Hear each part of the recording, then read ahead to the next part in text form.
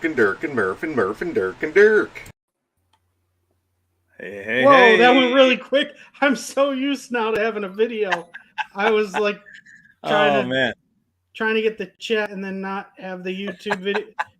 Damn. Yeah, well, YouTube. I thought we'd switch it up tonight. So, hello everybody. We're so happy. I'm going to turn this light up a little bit so everybody can see me a little bit. Thank you for joining us tonight. We're going to do something a little different tonight that we haven't done in a little while. We're going to get back into our mythology. I can't talk tonight. Into our better you than me. Myths and legends. That's what we're getting into. So if you're into that kind of stuff, we hope you are. We're going to dig in a little bit. We're going to talk about it. If you're not, by the end of this video, you will be. I hope you are. Oh, we'll make it cool. It's cool. Who do we have tonight? We have Crazy Mad. He is in the house. Who else we got? Mo Biggs. Hello, Mo. Good stuff, Comic Skater. Hey. Thanks. Am I better with the dark or the light? Is it better like this? You're always better in the dark. Okay. Nobody wants to see you. It's nice out. It's a nice day. Sunday was so nice. Today's another nice day. It is nice. It's really awesome, but I didn't get to enjoy very much of it today. So no, it sucks. That's the way it goes when you work. You're just like, ugh. So everybody, we thank you so much for joining us. We're going to be a little more chill, than what we've been lately. We've been having loads of fun lately, and it's been a great time. So we're going to get just a smidge serious tonight, just a smidge, not a lot. You like my gestures. I hope everybody likes my new gestures. Well, and I'll say this because, with mythology, I think we can kind of take it with fun and things because most of it now is no longer considered religion. We're going to be talking about stuff, though, that still does exist in modern day religion. And so when it comes to things like that, we want to be sensitive to any religion that someone believes in. But we'll kind of be talking about that with the Djinn. They're not just something in mythology. They actually are a part of even modern day religion. And so we won't be super serious with talking about it, but it's just, it's interesting. The funny thing is I knew of them, but I didn't know the word was Djinn. And I didn't, because in they're in the Quran, spoilers. We'll talk about that later, but I didn't realize that was like Djinn genies when I read it a long time ago. So it's interesting now putting it together that and genies are the same thing. Sorry, go ahead. No, you're good. Did you see what Mo put? I got my copy of Cryptidnals today. Speaking of which. Yeah, I feel like I've gotten a lot of books recently. Ooh, I don't know if it's just the time to fulfill. You always get it before me, and it's not fair. I live in a city. You live in where cows and horses raise. All I gotta say is you should not be getting fast mail. You should not be getting fast mail. You're in the boonies. They like me better than you. The city should get it first. No, they really shouldn't. Do I have to hail Casey? Yes. Okay. I should get something to cut this, and I don't really have anything, so I'm being terrible right now, but... Dude, because if you rip it on camera, it's going to look like you hate them. Oh, does it really? And we'll have a rivalry, and we don't want that. We want to be a positive, fun channel, and we don't want... I'm not liking this. You're making me nervous. Why? Because you're going to damage a Comicscape property. Oh, no. And it's going to get out there. Really not going to. The cities probably do get it first, but it takes them longer to sort. Yeah, you're probably. I just mean they should get it to me faster, Mo Biggs. I'm in the city. I'm paying the taxes. What is your rate of taxes up there? Columbus isn't bad for how big of a city is. I think it's like 1.5. I don't pay city taxes. I'm in the country. Wait, but what? You still should have. There's no tax for Marysville? I don't pay city taxes. I'm in the country. Oh, well, semantics. Because I was like, I paid when I was working up there. I paid, and Columbus, because I was living at Columbus. So, yeah, you pay your country taxes. No, actually, my employer pays my city taxes for me because I that's work in not true. City. That is true. So because I didn't work in the city, they didn't pay it for me? That's right.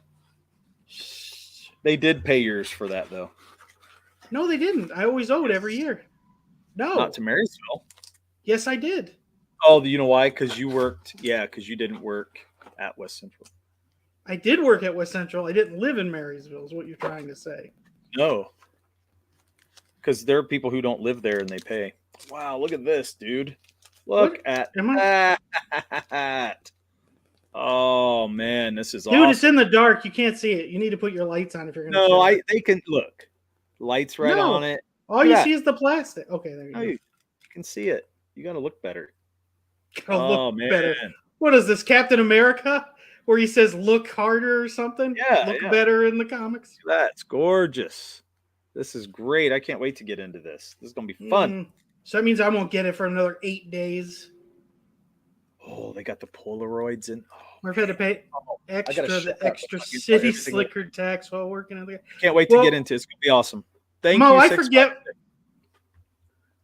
I forget where you live, but yeah, that does suck. Like in Ohio, you pay for where you live, and then if you work where you don't live, you pay taxes there too. Listen, which is the dumbest thing ever.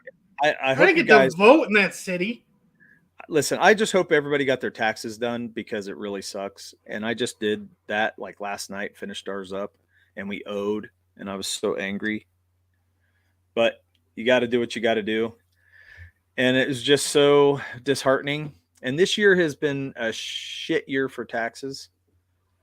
And then I still have my boys I have to do taxes for. And I'm just like done, man. I'm just fed up. I'm ready to move on. So let's drop the tax talk. And let's move on. I was going to say something worse if you heard the news or not, but. Please, no. Let's talk about that later. Talk to me after the show. Yeah, Mo says Murph had to pay the extra city slicker tax while working in the country. Which that's a good movie. The first one. He is the second one where he's a twin or something? You know what's so funny? I've watched those forever. So I got a story to tell. There's a great barbecue place out close to where we live. And it's like 15, 20 minutes away. Yeah. Oh, and, that was good. So I took Murph with me. I was like, look, dude, we got to go get this barbecue because it's awesome. It was. So I'm going to take you. It was really good. So we went and picked up barbecue, came back to my house. He freaked out the whole time we drove because he didn't like the open country. You said this is where people go to die.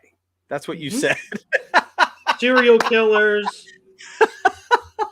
Unsolved mysteries, all the unsolved ones. The country was where Work. People go to die. Dude, didn't you watch Walking Dead? It's all in the effing country. You are like so... that's where all the evil ghosts are. No, dude. Like literally, it's the city where they all die. If they're out in the country, it's much easier. They survive longer in the country because there's more people. Actually, so you couldn't argue that. No, I can't argue it on statistics.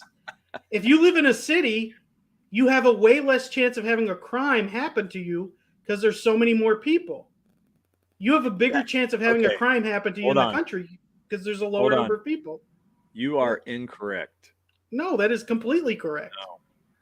I've never had a crime here in the country. I've never had a crime. It doesn't matter. But if you have one, then it happens to you. There's like 1,000 every day here, and none of them are happening to me. See? Mo's proven my point. Walking Dead takes place in the country because everyone in the cities died and became zombies. See what I mean? You can't argue it. You go to the country. Those were dead. Walking Dead, they're dying. So my God. Oh my God. Okay. Anyway, that was great though. It does suck they never go back to the city because that was awesome the first season. We need to go back up. Zombies. Yeah, it was good. So let's hit the question of the week. You ready? Ooh. All right. We haven't talked about our book at all, but okay. We're not going to do that yet. We're going to talk about the book in a minute. We should chill a little bit. But here we go. I do like this. Would you rather be Bruce Wayne or Tony Stark? Asks. Wait, does this mean you're not Batman or Iron Man? You're only them, or you mean all of them in every which way? Because I don't want him to trick us to be like, right? Dang. This is a tough one for me because I feel like there's a lot of pros I being love either Walking one Dead, of them, Mo. right? Well, Being that's why I either want to one. know. Wait, if you're only just them and not Batman or Iron Man, that changes. Because to me, I think Iron Man is cooler to be in a suit and flying than Batman. Yeah, but man, look at all the. I mean, the crap Batmobile's cool. Batmobile's cool, but I'd much rather be flying. I mean, Iron Man goes to space. I know, but the Batmobile. Oh, crazy. Obviously, you're Batman. Yeah, it's He you get the hates that I always toys. do that crap to him. Yeah, man, you got to have the toys. So this is a 50-50 for me because I love that Iron Man can fly. Yes. You know, and he has all the money in the world. And the Hulkbuster, dude.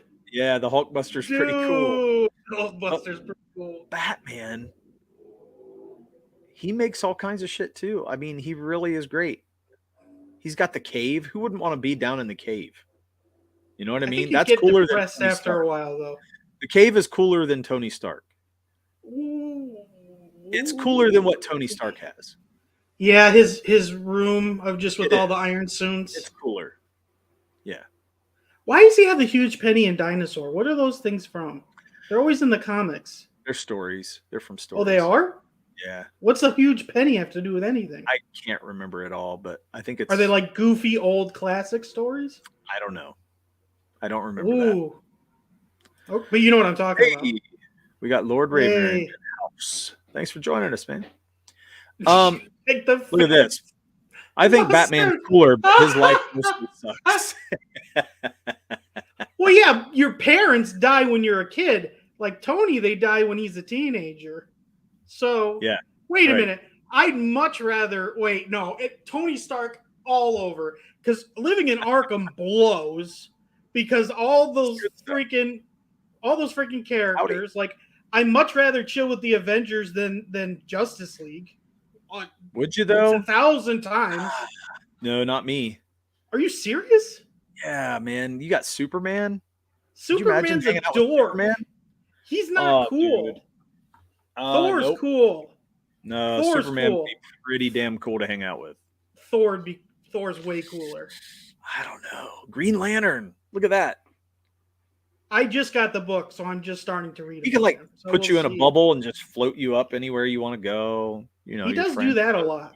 That is funny. He does the bubble a lot. That's why I did that, because I saw it in cartoons. But anyway, there's a lot of great things for both of them.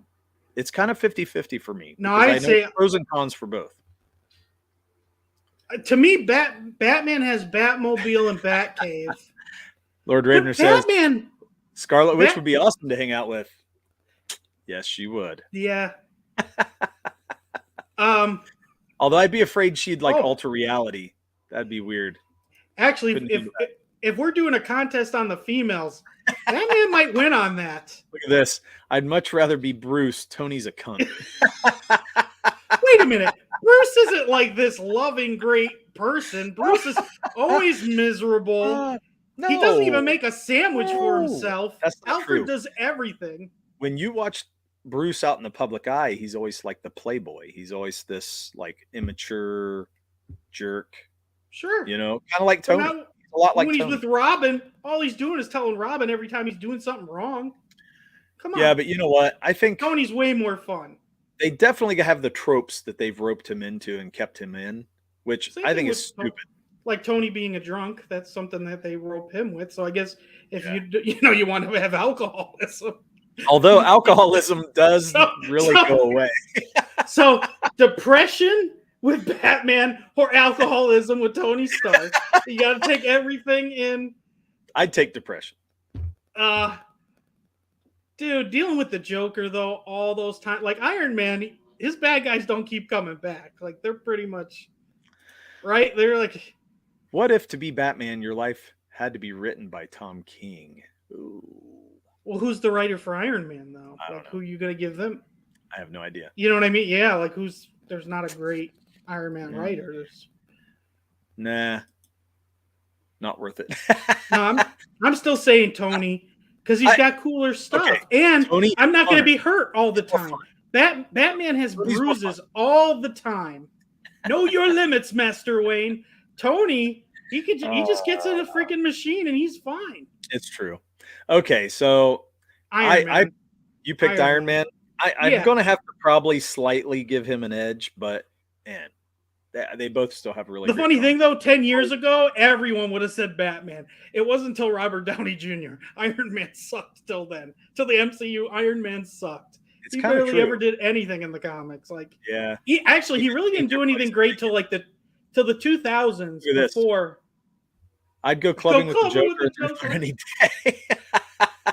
Oh, well, here's a good thing. Miss Good Stuff, though. See, which Batman universe are you in? Are you in the Dark Knight? Are you in Batman and Robin Forever? Because I would love that Mr. Freeze. That Arnold Schwarzenegger Mr. Freeze would be lovely to hang out with every day. His jokes would be amazing. The Iron Man writer sucks. I have no idea. Tom King is depressed cock who constantly cucks Batman. Yeah, it's terrible. It is. I got to agree. You know what, though? Here's another thing. At least, though, Batman, there's more people that care about him. Like Batgirl, Batwoman, Robin. Like, he does have people who love him. Tony's got War Machine and Vision. Right? Yeah. Right. Okay. So, question of the week, I think we answered it. What do you think? That was a good one, though. I like that. That was a good one. Thanks, Crazy Mad. You did awesome. Now I'm going to play something for you guys. Ugly Tongue has been releasing songs one by one weekly after our live stream. So I'm just going to play just a little snippet for everybody to hear. And then you guys can check out the music at Ugly Tongue Music on YouTube, and it should come up there. Hanging out with Dick and Jason would be cool, though, and banging Catwoman. I forgot about Catwoman. Pretty high. Catwoman's pretty high on the list. But yeah, so let's share one of the singles today that just got released. Sarah Burns. Let's do it. Where are we at? Losing it here. You guys see it? I can see it. Can you hear it?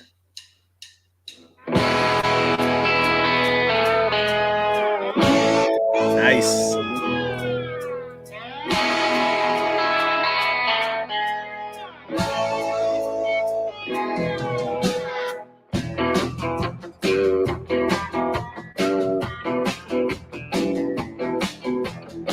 One piece of paper, one strike of a match. I'll see you later, but you ain't coming back. No, you ain't ever coming back. 8 years my love for you burned 1,000 miles away. You kept your firebox hot by sparking up new flames. Yeah, you lit up brand new flames. Oh, Sarah, you can't deny. Oh, Sarah, my Sarah, you're pretty as a wildfire.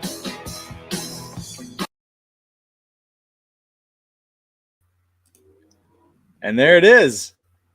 Okay. Now, when you hear it, does it sound like it did originally? Does it not sound good? I feel like it sounds a little bit like Underwater. Chat, do you hear it, or it could just be me? You're right, Mo. He does beg for a kiss. I think that, yeah, they kind of teased us with all of that, so it didn't really go anywhere. Could everybody hear? I haven't seen the movie yet. You can hear it, but I feel like it sounds a little underwater. We were talking about the comic book. Anyway, let me know if you guys couldn't hear the music, because I'm trying to play little bits of them. If it's not coming through good, let me know. Again, maybe it's just me being stupid. Oh my gosh. I mean, she is on call. Talia's hot too, and Barbara had a fling before she lost her legs, and I think he got into Harley too. Yeah, I mean, Batman does make his rounds. Any female, Poison Ivy. But I do have to admit, Talia that would be a hard one to deny. Well, he had a kid with her, so he didn't deny it. But she was, yeah. She was. That's the thing too, though. You have to put up with Damien. He's an asshole, man. That's like the worst son ever. Really man, you have a son that actually like knows ninja and shit, and like just doesn't listen to you. Like, it's true. So guys, you're probably wondering like why we're doing all this stuff. What are we doing mythology for, Murph? Why are we? Why are we going into this tonight? The point of our book is uniting all of mythology, because honestly, I feel like there are reasons that they are all so close, and I think it would be fun because I think mythology kicks ass. Honestly, I think we wouldn't have Marvel and DC if it wasn't for mythology. I really think that's our first superheroes. And the way we're doing it before the flood, we could pretty much do whatever we want. But that, I feel like all the ancient histories have some really cool stuff, like the Djinn. Like we're going to talk about them tonight. And it's pretty interesting that it's not just one area. There's multiple places that believe in the Djinn or genies. Or there's a couple other names. I forget there are some other names for them, but they call them Djinn's the most popular. Like Djinn, Jenny, Genie. There's an S term. There's an S long word that's weird. That's supposed to be very far. But I'd have to write it down honestly. Yeah, and a lot of people get them confused, and actually, well, people think of the modern day. The Aladdin is very modern day.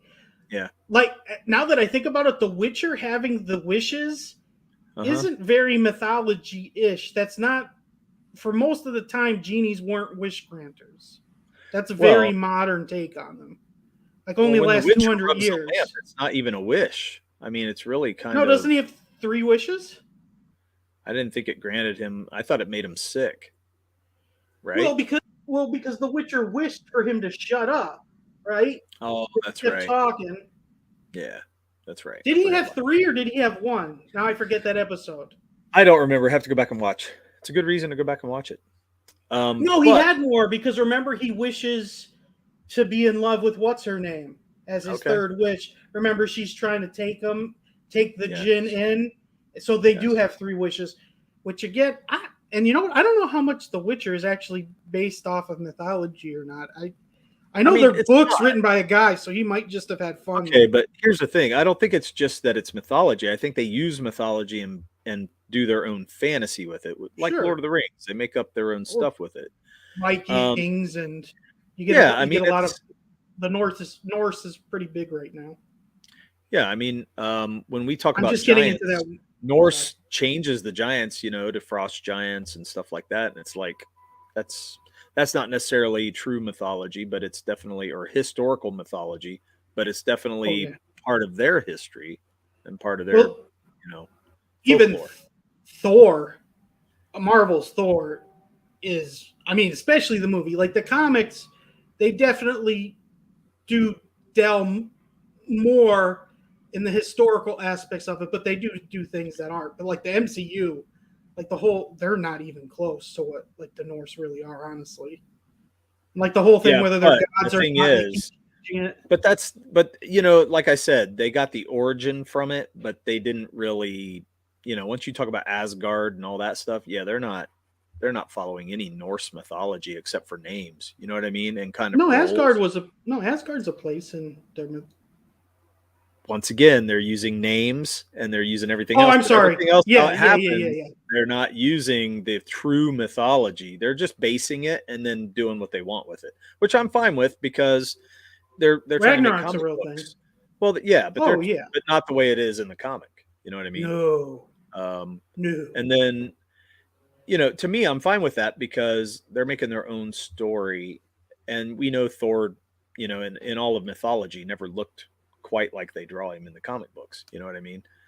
So it's really fun to imagine that kind of stuff and just kind of do what you want with it. What do you think he did?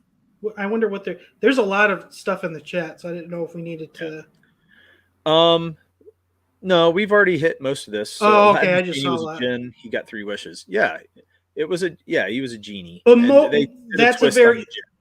I think it's because of the Aladdin story. There might be one story before it, but like I said, that's a last like 200 to 500 year thing.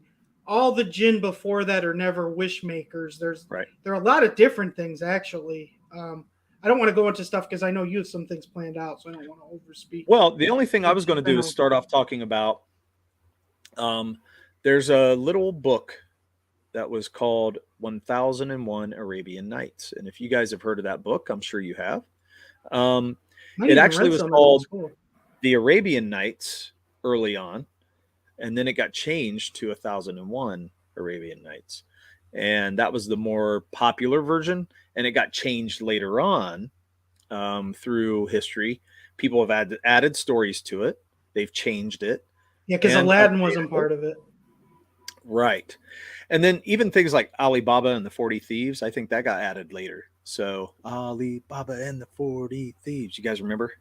Do you know why there's 1,000 stories? No, I don't know that much. Tell me. It has to do with there's a god that has a woman. It's either he's going to kill her or impregnate her or something. And every night she tells a story, at least gives her another day of life, or to where she doesn't. Shahrazad or something like that. Isn't that her name? It's something like that. Yeah, and so she keeps telling these stories. Mrs. Good Stuff got it. The Beastie Boys. Say that again. Where was the Beastie Boys drop? I said Alibaba and the 40 Thieves. You don't remember that? I didn't catch that at all. I heard you say it, but I didn't catch it. I'm a little disappointed in myself for that. I know, I am too. It's terrible. Terrible of you. Thank you, Mrs. Good Stuff, for catching that. Oh, Dojo. Hail Dojo for stopping in too, man. Nice to see you. Yeah, I'm forgetting to help people. So let's open that up. Let's share that story because I think it's actually cool. This is called The Tale of the Traitor and the Djinn. And this is where the Djinn are mentioned in 1001 Arabian Nights. Can you guys see that okay? No. You can't see it? You could see it, but man, it's small.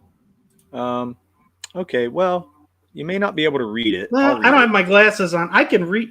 Go ahead, you read it. So it says, this is the first top-level tale told by Shahrazad herself in the Book of the Thousand Nights and a Night. A wealthy merchant, resting along his journey, eats some dates, throws away some stones. A fearsome genie appears in a rage, says that one of the date stones struck and killed the genie's son.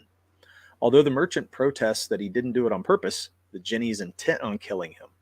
Finally, the merchant swears to return to this place in 1 year, if he can have that time to set his affairs in order and say goodbye to his loved ones. 1 year later, he returns to the same spot to wait for death. There he meets 3 old sheiks, one with a gazelle, one with 2 dogs, and one with a she-mule. The genie arrives, and the sheiks offer that each of them will tell a story to convince him to spare the merchant. And then they go into the 3 stories, and I haven't really opened up the 3 stories. But, oh, it's jumping me around. Sorry. Yeah, this starts talking about turning people into gazelles.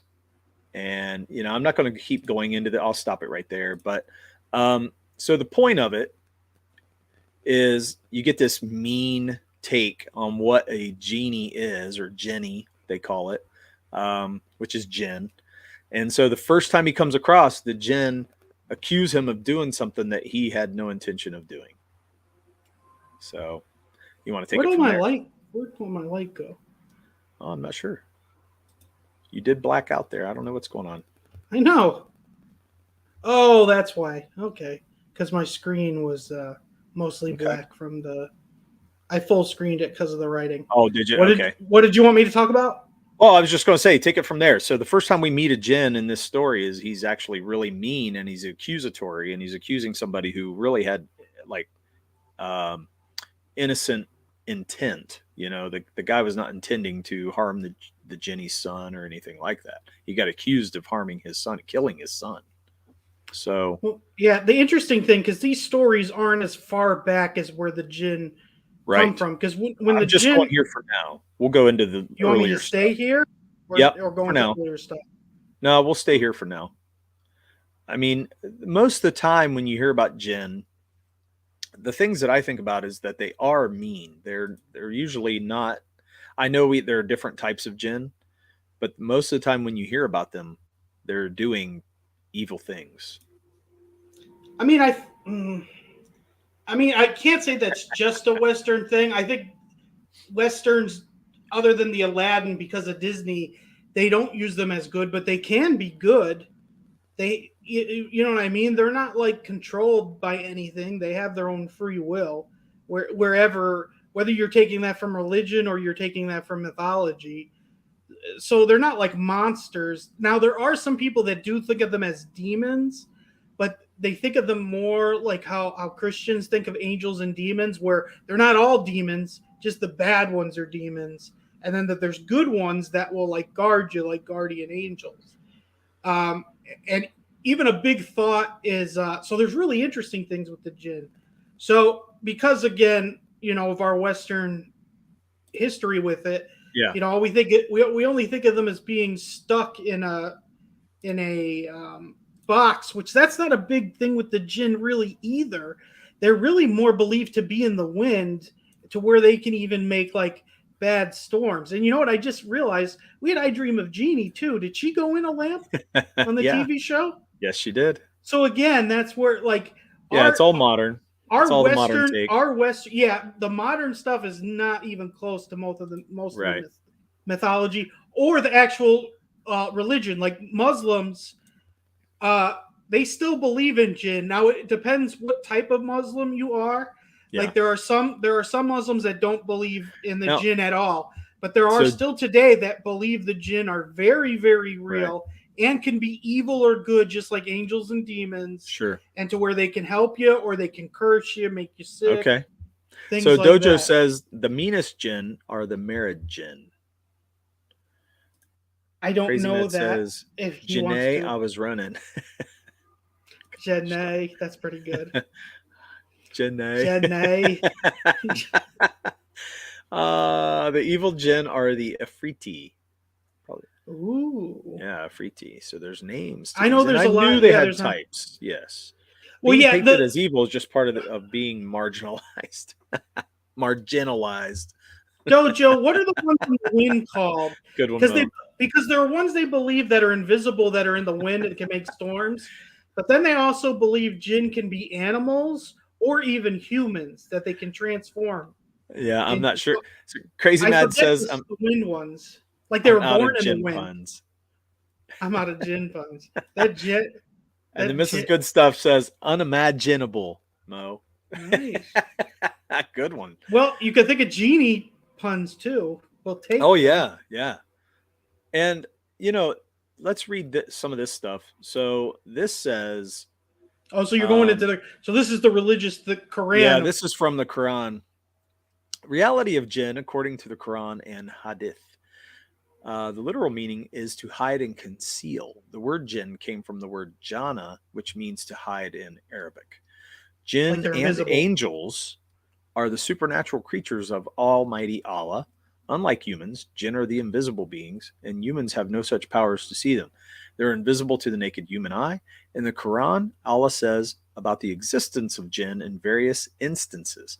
The making and existence of Jinn is mentioned in the Quran in the following verses, and gives this. So, and the Jinn we created before the scorching fire. It's also mentioned that in Surah Rahman, verse 15, he created the Jinn from a smokeless flame of fire.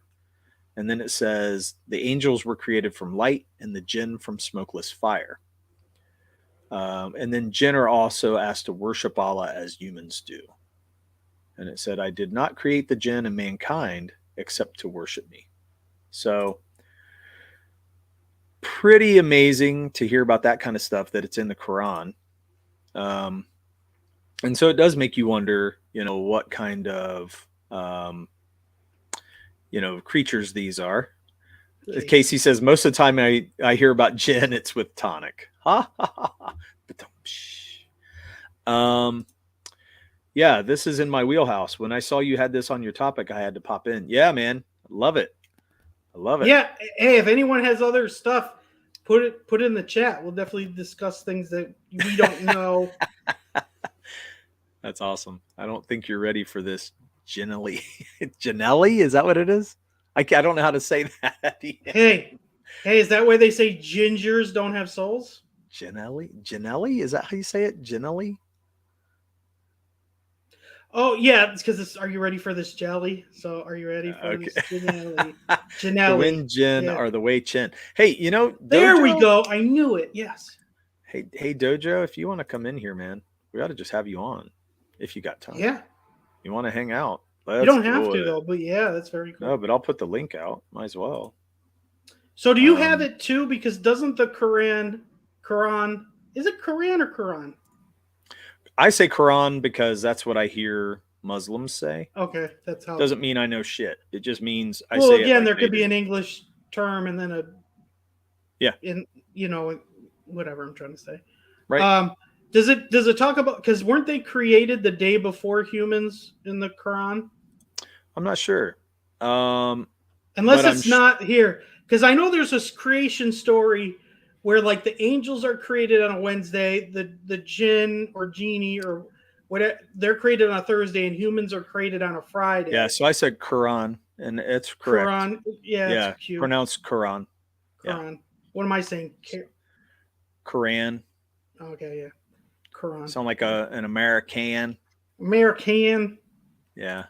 Saying an Americano. Walking down the street, smoking Indo, slipping on gin and juice. Sipping on gin and juice. I said slipping. I don't know why I said that. Laid back, my wife says. Because you're slipping when you're on the gin. With my mind on my money and my money on my mind. We had to follow it all the way through. Okay, nice. Murph always sings that part when he's preparing chili. Yes. I do sing a lot. Good one, Crazy Mad. See? Casey loves it. And so much drama in you. It's true. They did have a lot of drama there. Dojo, I sent you the link. If you want to pop in, man, we'd love to have you because we'd love to discuss this. We don't know that much. We're just kind of deep diving a little bit.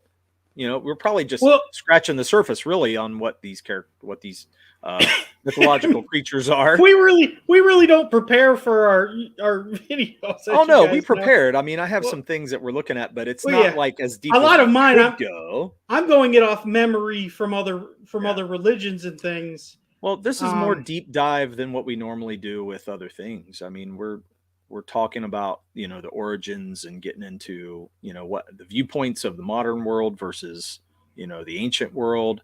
So yeah, we're going in a little bit. Oh, look at this. S to the N, double O to the P, D O double G Y D O double G U C. Snoop Doggy Dogg. Awesome. Wasn't it funny? Did you see where all those things on Facebook with the Super Bowl halftime where they're like 90s kids are like, this is the greatest halftime ever, and they're like, everyone born after 2000, this sucks.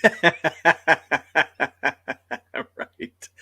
Oh my gosh. Hey, he's gonna head upstairs and come on. Look at that. Awesome. The chat has turned into the Chronic. It's true. I feel like I gotta be like bouncing. We got to get our gangsta leans on. Murph, you got to get a gangsta lean. Well, we probably should get off the religious side then if we're going to be goofing around more about it. And, look at Mrs. Good Stuff. Hell yeah, let's get crunk and talk gin. Oh my gosh, if only. You know what? We probably would have gotten more views if you just did have a bottle on the pictures of a genie. I know. Gin and juice. I like the genie one with the gin and juice forest. And I like the forest one. Jenny. Look at that. Ugly Tongue covers gin and juice. That's right. We could. What's the one song you guys cover that I love? I don't know. It's I always want to say Bone Thugs and Harmony, but that's not who it is. Oh. Or is it Bone? I can't think right now. Is it Bone Thugs? I'll come back to it. I can't think. I'm too much on these other songs, and now I can't get anything else in my head. Because I can't get it either in my head. Dang it! I hate that. I'm trying to stall so Dojo comes in, and then we can. There's nothing more to go down on this page, so we'll get off the we can. the Muslim religious. Well.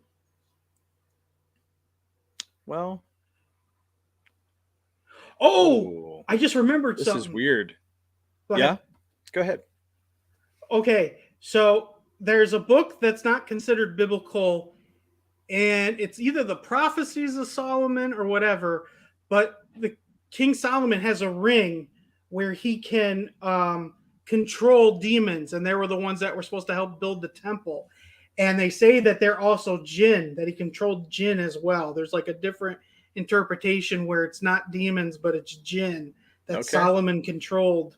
Well, let me tell you about that. I have something to read to you about that. So you're talking about a little bit about that. So the Djinn live in the parallel world to the humans, and since they live in the different dimension, the flow of time there is different too. I'm sorry. Hence, the lifespan of a Djinn is far longer than humans, and they're said to live around 1,000 to 1,500 years. Oh, they're not eternal like angels then. Right. Okay. Then it said there are believers and unbelievers both in regard to this creature Djinn. And it says the unbelievers are called Satan. Iblis or Iblis was the Djinn who turned into unbeliever when he was asked by Allah to prostrate himself in front of Hazrat Adam. But he refused and he was cast out of heaven. Now we call this Iblis a Satan because he's an unbeliever. Jinn have the powers to see us, but we cannot see them. The believers among the Jinn try to take us on the wrong path, and they try to take us away from the remembrance of Allah. Allah has already made us aware of this in the Surah Al-Araf, verse 27. And it says, O children of Adam, let not Satan tempt you as he removed your parents from paradise, stripping them of their clothing to show them their private parts. Indeed, he sees you, he and his tribe, from where you do not see them. Indeed, we have made the devils allies to those who do not believe. And dude, I just went through a whole rush of thoughts of how Mo Biggs is going to take that verse and just explode. So, but anyway. So that's why let's get off religion really quick. Yeah, we better jump. Before we really offend somebody. Yeah. We got to go back to mythology. Well, it's interesting because that's where you tie into biblical, like the biblical parallels. And so, well, to me, I think the big parallel is because in Christianity and Judaism, you have demons and devils. So that's kind of their thing. They do have angels, but then they have these like secondary where devils are like your sicknesses and stuff in Christianity and Judaism. It's interesting. They call them Satan, and they have like definite parallels to what they did, and they even call them Adam and everything. And the Quran and the Bible really do tie in together like that. So they do come from the same thing, obviously. Hail Raiden Radio, thanks for stopping by, man. Yeah, man, I'm forgetting to hail people. I know, but those things only go so far, and then it starts to take its own turn, because it's really like, we know the Bible doesn't really talk about the Jinn, and so it's hard to tell where they're at. But hey, unless they are when they talk about devils. Yeah, well, hey, we got Dojo in the house. So let's bring him on.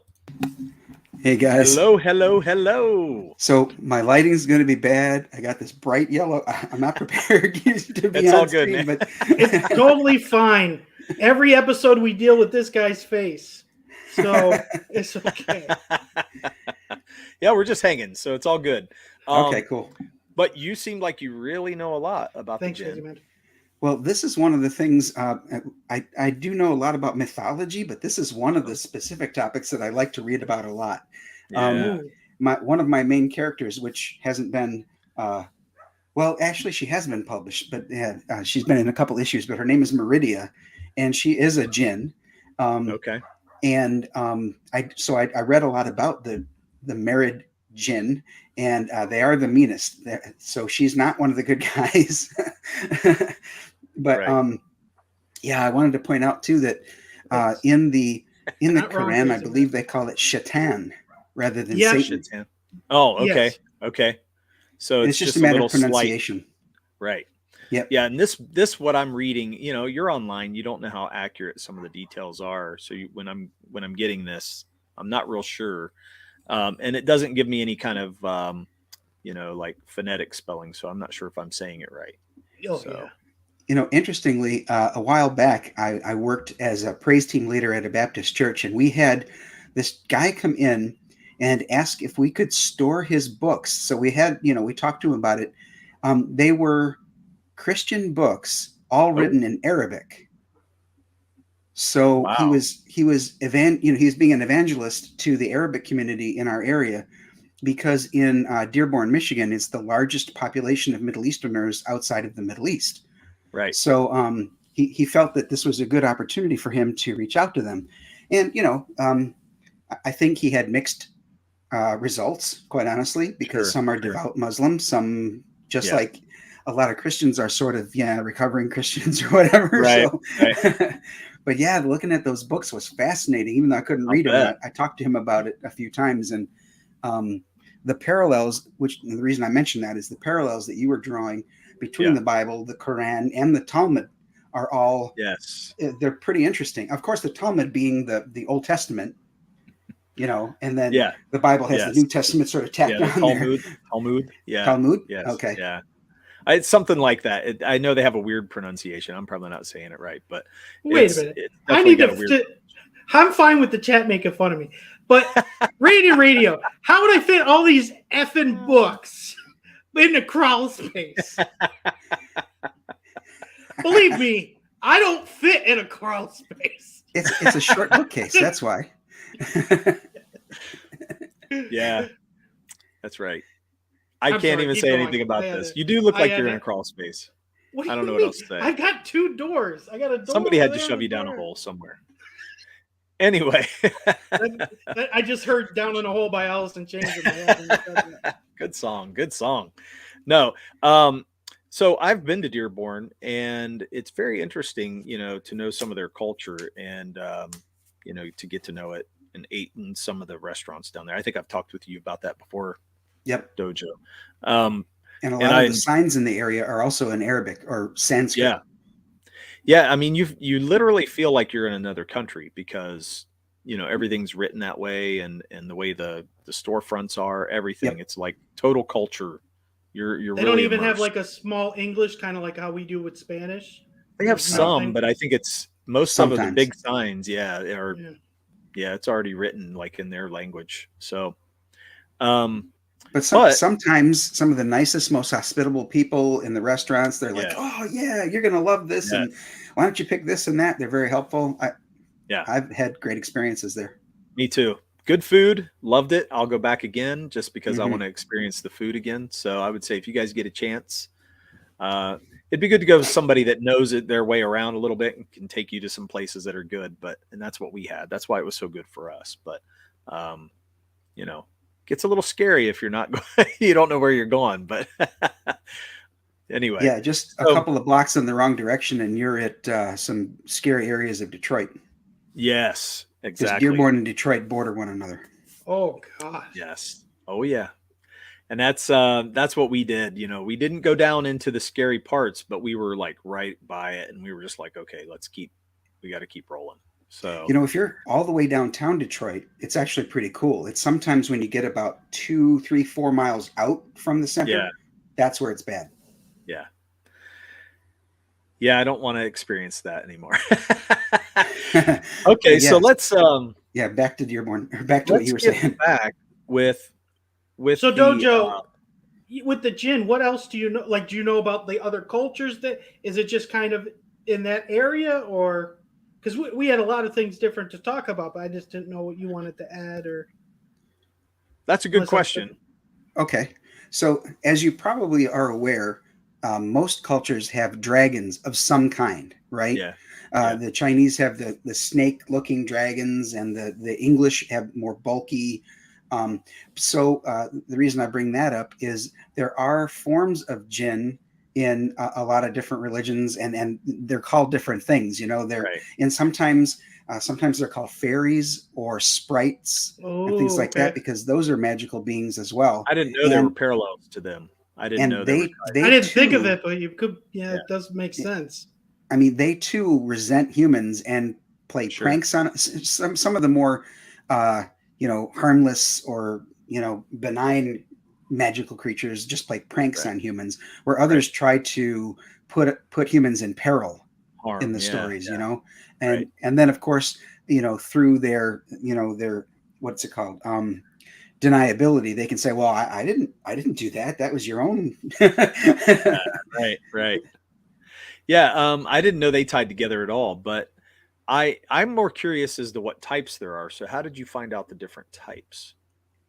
Oh, okay. You were talking about the names and things like that. So yeah, I do have, I have a few different source materials. Some of them are, I've got it. It's kind of buried right now. I've got a huge book about mythology right here at my side, and I refer to that frequently. But some of it is online searches. Some of it is, I'll be transparent about it. When I was a dungeon master for years, I would refer to, of course, the monster manual, but I wouldn't just use that as, sacrosanct. I would look it up and see, how close are they? Are they trying to emulate truly what, the different cultures really thought about these things? And I think they were going for authenticity. Cool. Okay. Your book, they're so unknown. You know what I mean? Like, it's not like you're by Western society. Yeah. Well, by most societies, I would say, because you don't hear about the Middle Eastern culture and their mythology very often. You know what I mean? Yeah, right. You got Aladdin and Prince of Persia. I mean, those are the most, popular ones. So everything else, who knows? And that's great. Yeah. So that's a great book. Dojo, does that compare them all, or what does it do? What does the book provide? I think the Reader's Digest version it talks about like a whole culture's pantheons and their beliefs and all that. And then in some instances it says, and you can compare this by looking at, fairies and sprites and things like that. So they're not saying they're exactly the same thing, but keep in mind, neither are most of the mythological creatures. There's just a lot of similarities because, when you think about dragons, even the Bible mentions a dragon, and you wonder they're comparing in the Bible, they're comparing the devil to a dragon.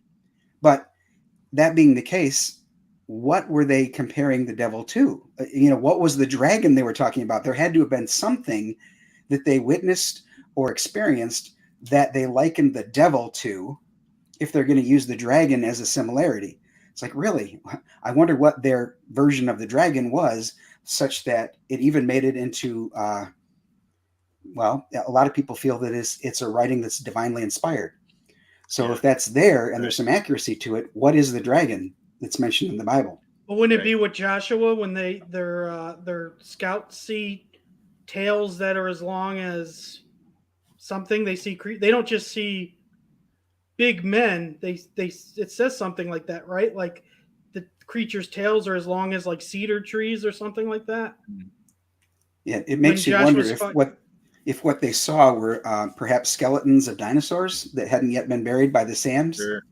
Sure. I honestly think dinosaurs lived a lot longer than just because of Asia. They actually had a dragon master as a job for the emperor. Like, so what? That's right. You know what I mean? I think. What was he really doing? Yeah, that's his job. So it's not like a guy's just standing there. It's so I think they do. To me, dinosaurs make the most sense, and it does make sense. Yeah.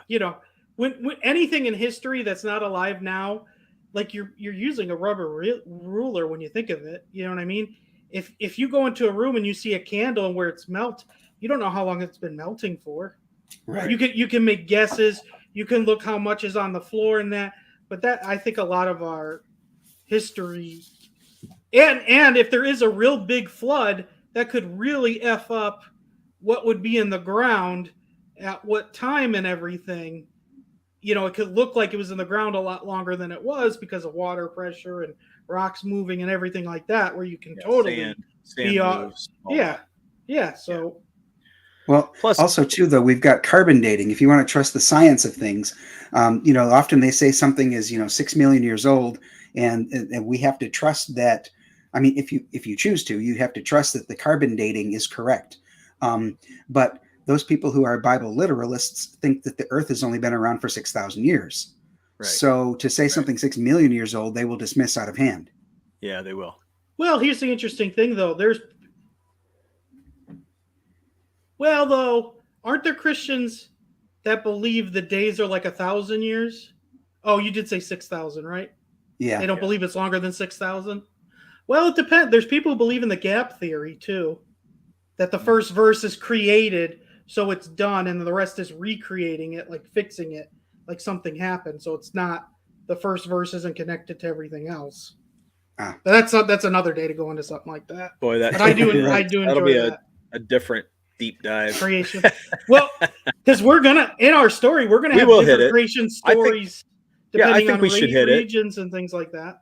For sure, because it's got to do with our story. We need to go into that a little bit. So, but this is interesting because the parallels is what I find the most interesting about most of this. And it's not just that they could be fairies or ints or anything like that. You know, it's more of like, what else ties them together? You know what I mean? Well, to me, why do they have creatures and even hybrid beings, things like that? You know, why are they all in there? Because to me, things make sense when you're talking about your crops doing well or storms happening, but then they have stuff that has nothing to do with things like that, like just evil spirits, right? And you know what I mean? And they all have that. Like no one has like, oh, sickness is because you fell on your head, you stupid moron. It's like, no, something's opposing you. Like every culture has that. Yeah, and it's really only till modern day with science we understand what sickness really. Well, not just modern day. I mean, a good couple thousand years, but everyone on the planet believes sickness was from something else, something not good, not bacteria or. And for many thousands of years. Oh, sorry. That's okay. I was just hailing. Go ahead. For many thousands of years, they found different ways, or they believed in different ways to ward off those evil spirits. I mean, even the To'uro'u in my company's logo was lanterns that they would put along their walkways and driveways to keep the evil spirits away from their homes. Right. Oh, yeah. It is interesting. I mean, I don't think all of it, though, was superstition, though. I mean, I think some of it was based on... I think a lot of it was. Some reality. You know what I mean? I mean, well, I believe more in it than most people do, but I believe there's some real pieces to this, which is hard to reveal to everybody because a lot of people are like, oh, this is just mythology. But I'm like, I don't know, man. For things to be this common across the earth, it just makes you wonder what the reality of it really is. And I think that's the most fascinating piece of it. Go ahead. What's that, Murph? You think it's string theory? No, I was going to say. I know, that's what I thought he said too. It did sound like that. The term, damn it, you guys got in my head. The truth is stranger than fiction. I feel is totally true. It really is. Yeah. Like I was going to ask you, do you think gargoyles have to do with Djinn, or do you think gargoyles are something totally different? I think in a lot of ways, a lot of these mythological creatures are the result of different people experiencing the same things and recording it or passing it down through the generations in different ways. Like different interpretations. Yes. I think that perhaps they saw the same thing, whatever it was, whether it was a dinosaur, whether it was actually a spirit. I mean, that's up for people's interpretation, but whatever it is, people throughout the years, particularly way back in history, had a difficult time recording that with the written language, because written language is fairly new compared to most communication. Written language goes back so far, but then even before that, there was tales told from one generation to another. And they didn't have the printing press or paper on words either, or ink. So I mean, it's they had to chisel it into things. You know, it what was were all they aliens? Crazy. Crazy. I hope people don't think the Celestials are aliens. I'm not. I don't buy into the whole ancient alien stuff. I just don't. I think it's different than that, and I think it goes into more what we're talking about with the Djinn and things like that. I do believe there was some kind of race or something that was here, but it's weird how it all plays out. Some people call them Anunnaki, and you've got a lot of like they talk about previous generations of creation before us. And so Did you guys know anything to that? Sorry, I cut you off because that's okay. Go ahead, I'm done now. With the Sumerians, Sumerians. I don't know why I can't pronounce things. You know how they have those guys with like buckets and they have wings? A lot of people say they're Djinn. Those statues that you always see. Sure. Yeah. They have the cap and then they have like eagle wings, but like 4 of them. Right. I didn't know that. For the longest time, but I think that's interesting because it's like, what's in that box then? Is that like a wish thing? And then if they're not Djinn, what is it? Because that basket thing's a thing too. Like there's tons of there's that too. That's another show we can go on. It really is. But it is very interesting, the whole that there's evil spirits. And it's funny that every culture hated night. Like night was such a bad thing. It was a I understand it. I understand in the cold regions because it gets colder, but you would think like darkness sometimes would be nice. Like I love a good night time, but they all hated it. Like you said, they would because you have the comfort of shelter and protection. Exactly. Because if you're going way back in history, nighttime was a scary time because there are a lot of things that can come at you in the dark that you don't know are there. Big animals. The animals, sure. Right. But then also warring parties can come after you. So there's different things that can hit you.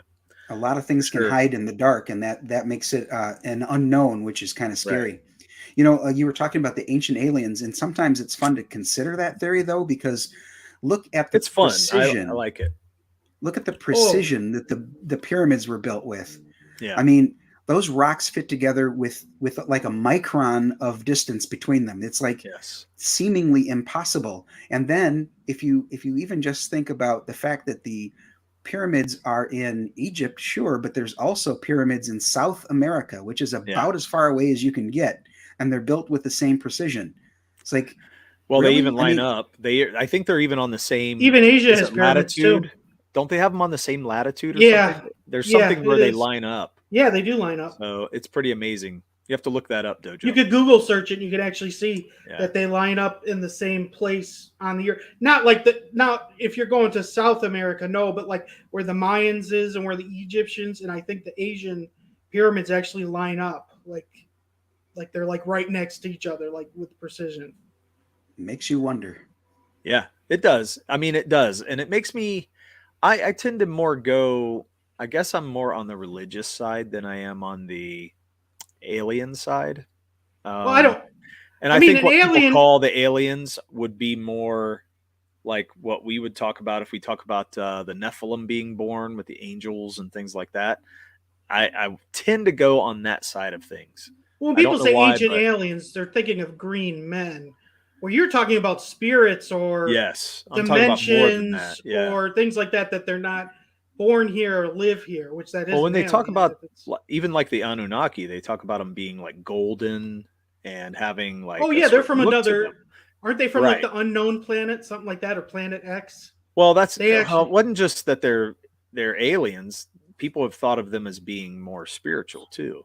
So there's a few different. Oh, it depends. Yeah, it depends. Anunnaki. It depends. I'd say most take the text as an alien race, and that humans were made as slaves for them.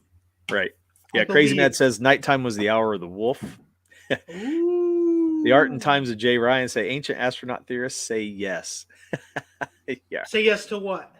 That it's probably aliens. Probably. Oh. There are Chinese, Japanese, and Indian pyramids. Mm-hmm. Yes. Mayan. That giant pyramid in China that has the giant pools of mercury. Ooh, that's interesting with the mercury.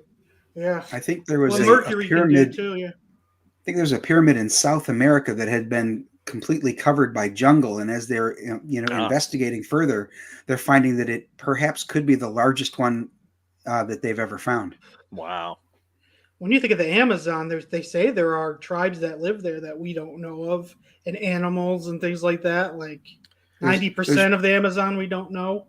There's one island in particular where the people there have completely been, isolated, and there have been drones flown over their island to try to take pictures of them. They shoot them down with arrows, and it's pretty amazing. They've got no contact with the outside world. They just have like 47 people on this island, and that's it. That's crazy. It's hard to believe that there are still little, places like that left in our world. As much technology as we have, it's so hard to believe. Dude, you imagine if you had a drone go and meet them, like what the hell would they think that is? Oh my gosh. You know what I mean? Like how would they explain that? Like a big bug? They probably should. Like it's a weird bug. Yeah. But you know what I mean? Like how would you describe that as from a it is interesting when you it'd be terrifying, probably. Crazy Matt says there are at last 7 known species of aliens. One I've seen race looks like humans, described as blonde Thor-looking aliens. So I've heard of the different types. Yeah, because isn't there that's the lizard? Aren't there the lizard that are people that change into lizards? And there's actually like whole names for the 7 species. Like you could really get into it. I never have, but I've seen some. YouTubes of. Well, they have the ones with the big eyes, and I think they call those the grays. The ones that we typically see that are on pop culture, with the big eyes. Yeah. That is, I think those are the grays. They call them the grays. Like the ones from Star Wars? No. That make the clones? They look like that. Their eyes a little bit. Yeah, it's a little different, but yeah. But I just, with the alien piece for me, I would think that we would have had some discovery of aliens by now, and I feel like we're not there yet. Area 51, Derek. Gosh. Right. Dude, I wanted people to cross it. I was fine with a couple people getting shot down. I do believe. All those people would have went. Like, what's there? I don't think it's aliens, but it's something I want to know. I do believe there is something there. And I do believe there's definitely something. It's crazy, and I think it would blow our minds. But do I think it's aliens? What if it's a T-Rex? Not sure. What if it's like a T-Rex, and they're just like, well, that's for another show really because we're talking about the Djinn. I know. Djinn can go into animals. Djinn can control animals. So they can control people. It's a Djinn. Right? So their abilities. Yeah. What other? So let's go into their. They're just let's go into their abilities, Kevin. Let's go. Well, they can make storms. They can possess people. They can possess animals. They can possess I shouldn't. Why do I let you talk? Why? I know. I need to move into objects that can't move because I can't say the actual word I want to say, and I still can't. Even in my head, inanimate. I can't fully thank you. But if I try it right now, it ain't coming out like that because my brain's not helping you at all. I'm just inanimate. So there's that. There are the wishes things. Oh, that because we were talking about this before. So the wishes is a very modern take on the Djinn, but there is this interesting story where there's 3 Djinn and each give out a wish, but the rule is each Djinn, the wish for the next Djinn, the second or third, can't do anything to the first wish. So whatever that wish is, you can't impact it at all. So even something close to it, the second Djinn would be like, nope, can't. It affects the first. And I was like, oh, I've never heard that before. That's a different take of there being 3 than just one with 3 wishes. That almost sounds like Asimov's 3 rules of robotics. Oh, nice. I think, there's so many different takes on the abilities, which is just like their different interpretations of what they really are. Yeah, they can make sickness abilities throughout all the time. Anything you would think about like Christian devils is what they can do. Honestly, it's like the same rules. Go into animals, possess people, shape changers. Yeah, they can shape change. They can possess. They can look like humans too. Yeah, they can come in bodily form, human form. And they said the animals. It's usually snakes. It's weird. Like they can go into any animal and any object, but there was something like either a black or white snake.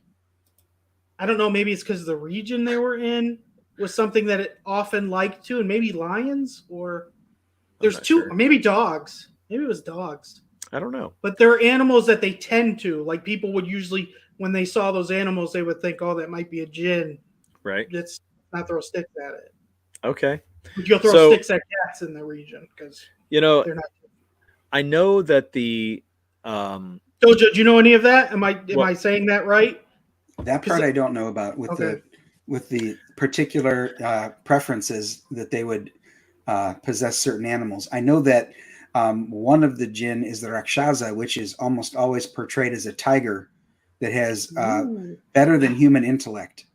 Okay, it was tiger, not a dog or a lion. I think. And the Rakshasa would lure. This almost sounds like there's some kind of parallels to vampirism here, but the Rakshasa would lure you into their lair through trickery, and then they're tigers, so they'll maul you once you're in there. Right. But who the frick's following a tiger? Was it like? Was it come up and purr to you and then walks away, and you're like, "Oh, I want to pet you now"? They're standing. The idea is that they're humanoid. They can shape change. Yeah, they're shape changers, so they shape change into a humanoid tiger. Sirens. What do you think sirens are like? That's what sirens always did in mythology. They can lure you and then attack you. So it's the same thing. Man, bear, pig. Very funny, crazy man. Casey says a liger. So, in my opinion, these abilities, it almost changes per culture. Gosh darn. What'd you say? I go Chook Djinn. I don't know. I'm muting your ass. That's what I know. So anyway, now I can talk. My gosh. He totally threw me off when he did that. I don't know what was going on. I don't even know what I'm saying. I might as well put you back on because you jacked me over pretty good. What were we talking about? I have no clue. You hit me so hard. I was like, what the hell? You were talking about the fish ladies that lure them in when Dojo was talking about the tiger. Sirens. Luring people in sirens. Yeah. Were you going on that thing? Well, I was just going to talk a little bit. Yeah, because I know in the Middle East, they really fear them. And there's a lot of fear and even like so much superstition built up into it that some people don't even like to talk about them. So it'd be like our skinwalkers over here. A lot of people don't like to talk about skinwalkers because they're an inch. It just makes their skin crawl. You know what I mean? Because the fear that just being so super needs to be. That's the way it needs to be. I do try, especially when I'm a guest. I don't want to interrupt. Have either of you seen How I Met Your Mother? I've seen snippets of it, but we don't have television. Okay, so there's an episode where the one friend is trying to convince the other friend he needs to be careful because when you work with someone over time, now he's married, so he's trying to help him because females get more attractive the more you work with them. And he said they called it the mermaid experience, where the guys were out in a boat, they would see seals, and then they would start to see them as mermaids. And that was the whole thing. And so then he was starting to see these women in different ways. And I just always thought that was freaking hilarious. That the seals look like mermaids because it's like, oh, they've been on a boat forever. You would think, though, that would drive you crazy being on a boat. And like storms would make you see things. Yeah. Like I wouldn't be able to stand it. I know I couldn't do it. I could never think about joining the Navy or being on a boat for a very long time. It was bad enough when my dad, he used to take me up to Lake Erie and we'd go fish all the time. And we'd fish out all day with his friends and stuff. We'd stay on the boat from like before sunup, clear to sundown. And that was enough. I'm telling you, I don't like being on a boat for that long. I like to fish, but that's like hardcore for me. Casey has a great quote. Boats and hoes. One of the best songs ever. Catalina Prestige worldwide. No, but no, this has been really good, and I like this because we're gonna do this with different creatures. I want to pick something from other mythology down the road, but I mean, look where we went. We went through all these other mythologies just off of the Djinn, which was just an open discussion with. So, and that's kind of where our story goes too. So there'll be so many different parallels and things you can draw in from all the mythologies.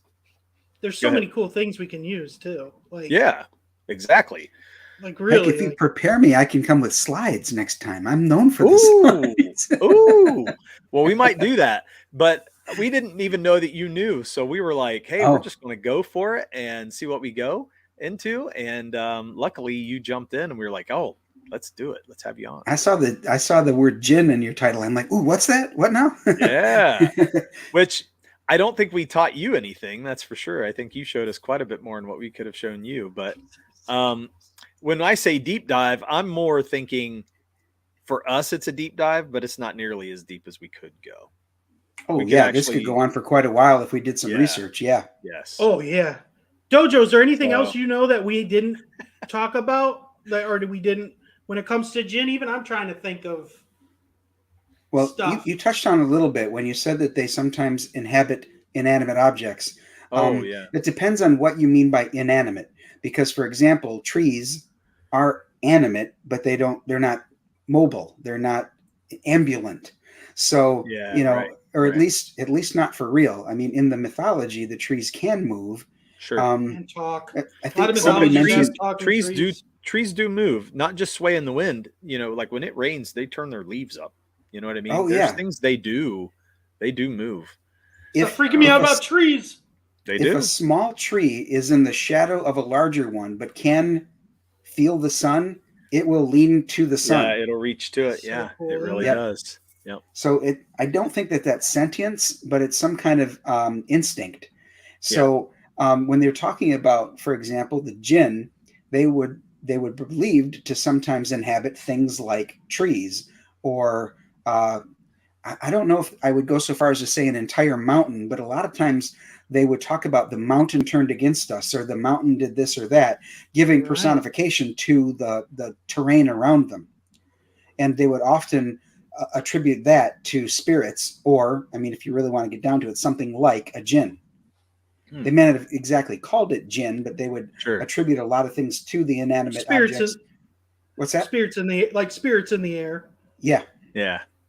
Because I'd say wherever Djinn is, whether it's Mester, I think that's always a big thing with them being like airborne and invisible. Is like, I feel like there's different takes on them, but it feels like whoever's talking about them, genies or Djinn, they usually have that capability, at least, that they can fly and they can be invisible without sight, kind of like angels, honestly. Yeah.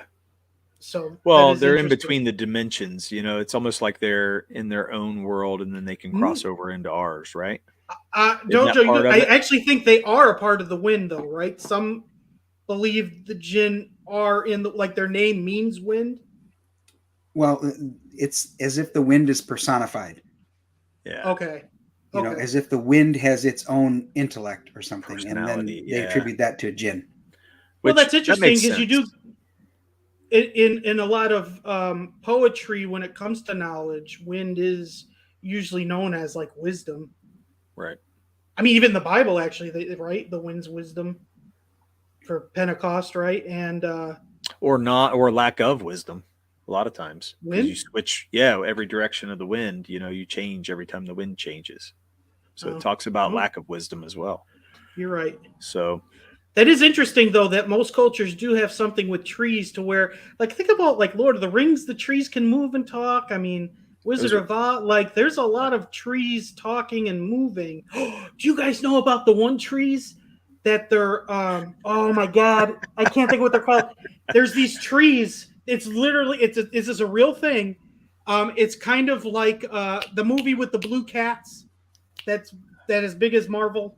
The blue cats that everyone loved. What? Avatar. Avatar. What? You called those blue cats? I was like, what are you talking? They're blue cats. Those are actually aliens.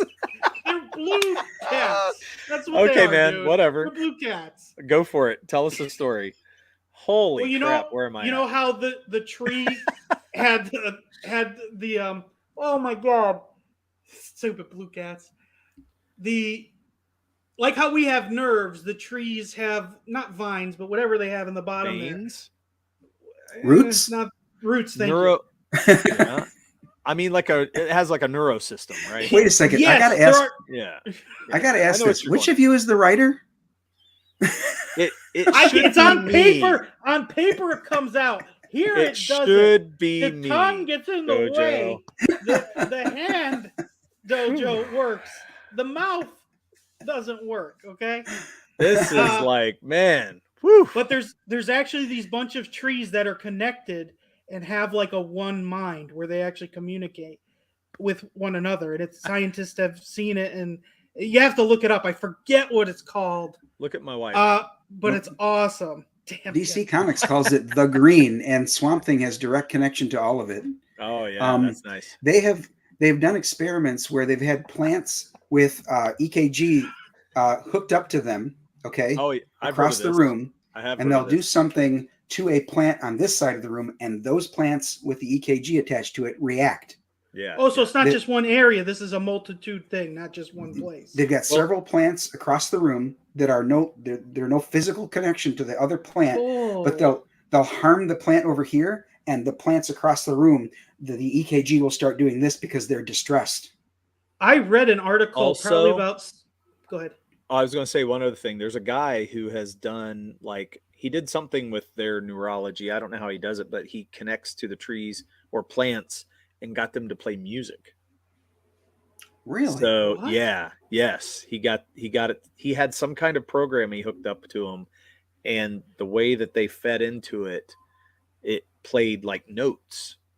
And then I gotta look that up. That sounds interesting. It was super interesting, and it was cool. And I was like, so it's almost like that life, you can almost tap into it.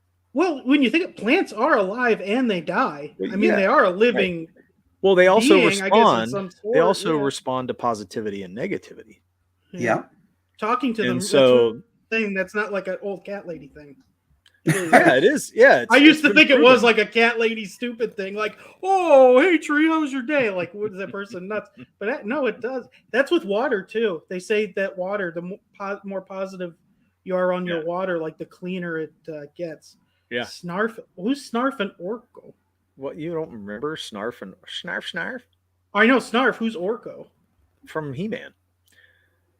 I don't know. Okay, that's what it is. The little floating that's what it is. It's the water waves in the plants, and the water waves going through the plants play music. That's how they do it. Well, here's the crazy thing. I read an article like 2 months ago where these scientists were doing stuff with sounds, and they said when they would cut a plant, they could actually hear it scream. Oh, wow. Yeah. But you can't hear it with our ears. And that freaks me out. Like, man. Every time you pull a weed. Screaming, it's just screaming. Ah! Never mind pull a weed. Go out there with the lawnmower. Right. Oh my God. Monsters. Oh, we're man. Monsters. Casey says murder. Too funny. And we're down to 2 people watching. We're terrible tonight. Just Anyway. because we wanted the lawn to look nice, we're serial killers. Oh, too funny. That is crazy. Yeah, man. There are people though that believe that probably will be like, told you, stupid. Okay, so now I want to move into the more modern version of genies, because we know that the modern take on genie or jinns has turned into genie. Yeah, and that's what everybody knows, right? So if you say genie, they're all like, yeah, I know exactly what they are. Well, you think of Aladdin, right? That's what most people have to think. I Dream of Genie, Aladdin, Yeah, Alibaba and the 40 Thieves, it's like all those stories come up in the modern take, it's. Do you think, now here's the interesting thing, with genies being wishes, do you feel like that's a modern thing, or do you feel like it's a ripoff from other past things like you were talking about with like sprites or fairies, and they're taking that stuff where they could do magic wishes and now putting them on the Djinn and Genie that weren't there originally? I think it's an addition in more modern takes. Yeah, me too. I do.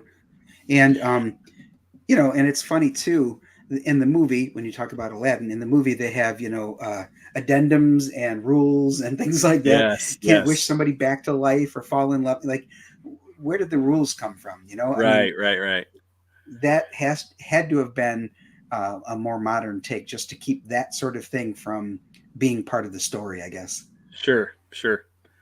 Well, it does make it fun to write about it, and put those rules in there. It's almost like vampires, making rules with the vampires, They won't enter your home unless they're invited. Yeah, stuff like that. Yeah, garlic. Yeah, I thought that all that stuff. I thought Buffy made it cool. I liked the Buffy show when I was a teenager. Sure, and I thought that was cool that there'd be a badass vampire that couldn't get in there. Like they would run into the house, and then he's like right there, and they would figure out ways to get around it too. At times, see the Lost Boys? Cool. You never saw the Lost Boys, Kevin? I know of it. They had a lot of that. That was in that. That's in that movie. You have to watch the movie, man. It's fun. I've heard Supernatural has a lot of that too, and Supernatural's got like 20 seasons. Yeah. And I've never really watched it. But... Murder? What's the chat talking? Murder, silver? What's going on? You're just now catching on? Yeah. That's what we were talking about, the lawnmower, Kev. Lawnmower, yeah. So, and then silver. Yeah. So Crazy Mad, using silver for vampires. So, okay. But the twist, I definitely think the genie, obviously the genie is somebody that is... Didn't he do something wrong to be put in the lamp, and then he's trying to, like, he's living out a sentence? It's like he has to atone. Right. Yeah, isn't it an atonement? I thought that's what it was. The whole deal with him being in the lamp. You're right. There is something like that. And the myth is also too that they resent heavily being subservient to humans. Like when supposedly Aladdin rubs the lamp and the genie has to grant him his wishes. The story goes that he has to word his wishes very carefully because the genie will intentionally pervert the wish and do something harmful to the human if they're not careful. Yeah. Just like in The Witcher. I don't know. Oh, I'm sorry. With Derek, yeah, that's what happened in The Witcher. That's exactly what they did. Okay. It was all bad stuff. The witches weren't. It was very much more spiritual and evil. They put more of an evil take on the Djinn in that. Do you think though it's because they have a background to be evil more than good, or do you think it's more because it's trying to tell a story for a lesson? Yeah. Like the wishes are a lesson. Like to good be point. With yeah, because given the ability to request a wish and get it granted might be more power than the human mind can properly wield. We'll just put it that way. Yeah. Yep. Well, and think about that for a minute. I think they've also been looked at as evil also because of them having abilities that we do not have. They're supernatural, yeah, I'm sure that people would think that their power would be perverted. Yeah.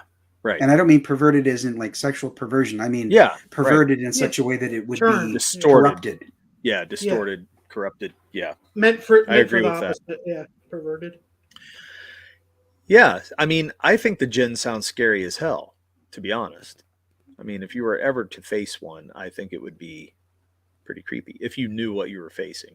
You know what I mean? Is Crazy Mad a genie? And that's the question of the week, is trying to get us to wish it. Oh, I wish to be Iron Man. I think you're on something. I think you're on to something. Well, you are on something, I'm sure, but I think you're onto something as well, Kevin. I'm floating like a Djinn. Woo. Well, you were so excited talking about this stuff. I was like, man, are you? Well, I think this stuff is very cool because again, really I don't think there has been much on it. There has like what you could really use with it. I think that there's very even cool visually. stuff. What do you think visually when you think of Djinn? And don't like. Because your first thought is to go to the genie in the bottle, right? That's I'd say our first thought. I'd say wind or like a pillar of smoke. That's what I think. The smoke, or wind, or something in the wind. Well, you can see like an animated wind, like a very comic book. Not like are those very small tornadoes called dust devils. I'm sure that some people think that could be a spirit. Yeah. Sure. Crazy man, that's exactly what a Djinn would say. That's right. I got you. And it just occurred to me that his avatar is a Rakshasa. Oh my God. Oh, man. He's been luring us this whole time. All right. I got to go, man. This is getting too heavy for me. Shut the feed, Derek. Shut the feed now. I told you making this comic that all those gods would come after us. I told you you're hitting the mark too close. Casey says, or breaking wind. Those are quite the devils, I will tell you. Especially the silent but deadly ones. Oh man, too bad. Jeesh. Okay. That's awesome that Crazy Mad's a tiger. That is freaking That was perfect. That was perfect. So, Oh. okay. Well, I don't know what else we can cover on this subject. I had one other thing I was going to go into before we get out of here. Because we've Crazy been going Mad, about can an I hour and have a a half. lot more money without killing people? I don't want it to be bad. It can't be stolen either. But yeah, you just start thinking this, and it's like, man, these wishes could go bad really easy. He's just a Bengals fan. Bengals. Oh, I'm sorry. That's why. They're good now, though. Yeah, they're actually looking good now. Yeah, they're looking very good. Their best players are very young. They're going to have a good 10 years. You guys have any other thing to cover on this? Because I don't feel like I can go very much further from what we've prepared. I think we have so far, but I think there's cool things we could still talk about when it comes to the Djinn. We've been going an hour and a half, so I didn't even realize that. But that's okay. I mean, I just want to make sure we covered most of the Dojo. topics. Well, Dojo's the guest though, so I always want to make sure the guest doesn't want to say anything. I want to tell you one thing about it that was sort of heartwarming. So I was talking to my son Pearson. He and I both have Asperger's syndrome. So we were talking about genies and what would we ask for if we were faced with one. One wish or three? It was three. But one of the ones that I suggested to him is that I would cure my family of their maladies, including his Asperger's syndrome. And he said, no, wait, don't do that. I said, really? Why not? He said, because then I wouldn't be me anymore, Dad. I agree with him. Oh, that's the way I feel. I was like touched by that. I'm like, dang, that's some wisdom from a kid right there. Yeah, man. It's really good. I feel the same way though. I mean, you change your family, then you don't have your family anymore, Yeah, it's things would be very, very different. You mean you change yourself and you don't Oh yeah, I would look like The Rock like that, man. Oh yeah. Well, Derek, you said change your family and they're not your family. Did you mean I said if you change your family, then they're not your family anymore. You're changing them. So you would miss. Oh, so your first wish is to change your family. No, he's saying if you did. If you did. Oh, okay. Just like Dojo said, I would say, it's just what his son said, because you're losing personality, you're losing quirks, you're losing those little interactions that you have. So yeah, it wouldn't be the same. Yeah. It'd suck. That's interesting. But, so that conversation that was super fun took a very serious and touching turn, right? Yeah, I bet. That's cool. Wish or no? What's that? I'd take not being me for $1 billion. Really? Come on, crazy. Well, $1 billion's a lot. $1 billion's that is a lot. You know how many comics I could get done for $1 billion? Woo! Woo! Wow, that'd be awesome. Yeah, you'd have your own bullpen, man. Several. Wait a minute. Right. In 3 months, $1 billion's not going to be that much with how much things are going up. It's now up. It's now up 8%, which it hasn't been this high since like 1920. Look at Casey. Casey says, "I'd take you not being you for $1 billion too, crazy mad." No, I'm just kidding. Or are you talking to me? I think she's talking to you. She's probably talking to me. Whatever. Whatever. So, what was the other topic you wanted to talk about, Dirk? Well, so have you seen Rob Arnold's Twitter lately?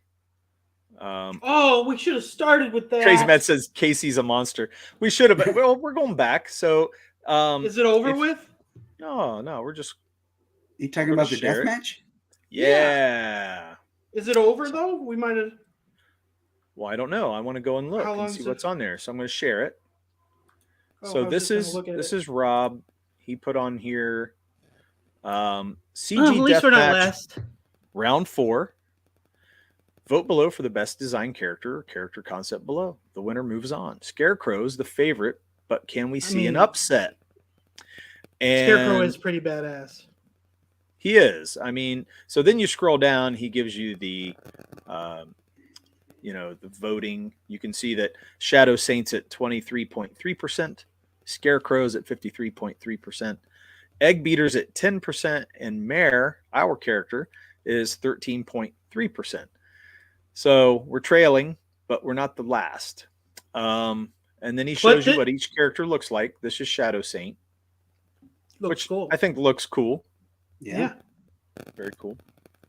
She reminds me of Who's the character in Batman? She's got black and purple. She's a good guy. Huntress. That's who I thought of when I saw her. I was like, is this like a? It almost has a take on Huntress for me. She doesn't have a hood though, right? Isn't she? No, she doesn't. It's just the overall outfit, I think, kind of reminded me in the color scheme. So Huntress is badass in the Injustice. She is pretty badass. Huntress is cool. Then this is Scarecrow, and I love that picture. That does look awesome. It's Roquefort. I mean, come on. Yeah, really. I mean, how can you not like Roquefort? Jeesh, man. Gorgeous. Is that robot supposed to be Tin Man, or do we not know? I'm pretty sure it's a take on Tin Man. Yeah, I would guess that, but I'm not sure. Yeah, I'm not sure either. I have to read the book, but I love the way he drew the monkeys, the flying monkeys. Oh my gosh. I like how Toto's as a robot too. Yeah. So it's all good. And then you have Egg Beater, which I think I saw Egg Beater one time, but that's Ali Sanglise. Okay. He looks very violent. Oh yeah. He's and scary. Then now, did Dean James do a version of Egg Beater? I think he did. I thought he did. And then there's our character Mare. And so, backstory on this: when we decided to put the picture, I wanted different pictures, but Derek said the nipples will gather the votes, and I was like, "What are you talking about?" And Derek goes, "Believe in the nipples. Bancroft is wrong." Gosh. And that's what he kept saying, and I was like, "I think we should have." How terrible are you? Should be fully clothed. You're terrible. Anyway, what I should have shared was not that picture because it doesn't show his outfit. This is like his stripped down version, right? This is like sleepover. Yeah. Yeah. So I feel like we should have shared like what we put on the trading card. You know what I mean? Yeah. Like, but because we don't it have any shows of his that outfit. covered. I know, but that shows his outfit. That shows what he looks like, his design, I guess you could say. And then you can see his, everything that he is. And then the other piece would be, we could have shown something like this, which this is unfinished. Is this the one I was talking about? I don't know, but this is still cool. No, this is just, this shows more of a color scheme. It's a crappy color scheme. It's me coloring it, but it's a basic thing, but still a little more true to what he will look like. And I know people really are into the almost superhero look. I'm noticing that the popularity of some of this is that people want to see, they're really getting into the superhero stuff. I'm noticing. Well, I mean, that's your biggest comics are superheroes, honestly. It is. Yeah. It's just that, for a while I thought people were starting to get into fantasy and they were liking it, but I really believe that it's less, you know what I mean? So there's still a place for it though. Oh yeah, there's definitely a place for it. Right. There is. Were you wanting me to share this picture, Dojo? Yeah, that one is one that I sent to Rob as my entry for the death match. Okay, so let me stop this. So have you been in one yet, or you will be in it? I think I will be in it. I haven't seen her featured yet. Okay. So there she is. What's her name again? Breathtaker. Oh. So okay. Breathtaker was in Siamese, which was the trade paperback that I funded and fulfilled last year, and she will appear in future comics too. Okay. In before I got into crowdfunding, she was also in a title called Alliances, where if you guys are familiar with like the Brave and the Bold, DC Comics Presents Marvel 2-in-1 and Marvel Team Up, where there was a single character who was like the host each issue, and then there was like a guest character that came in. She's going to be the host of Alliances, and then there will be a different Dojo Kun comic character that will be her guest star, if you will, just like Brave and the Bold and those others. Yeah, that's cool. That's really nice. Yeah, I like her color scheme. And yeah, what's not to like about that? Casey says on this one.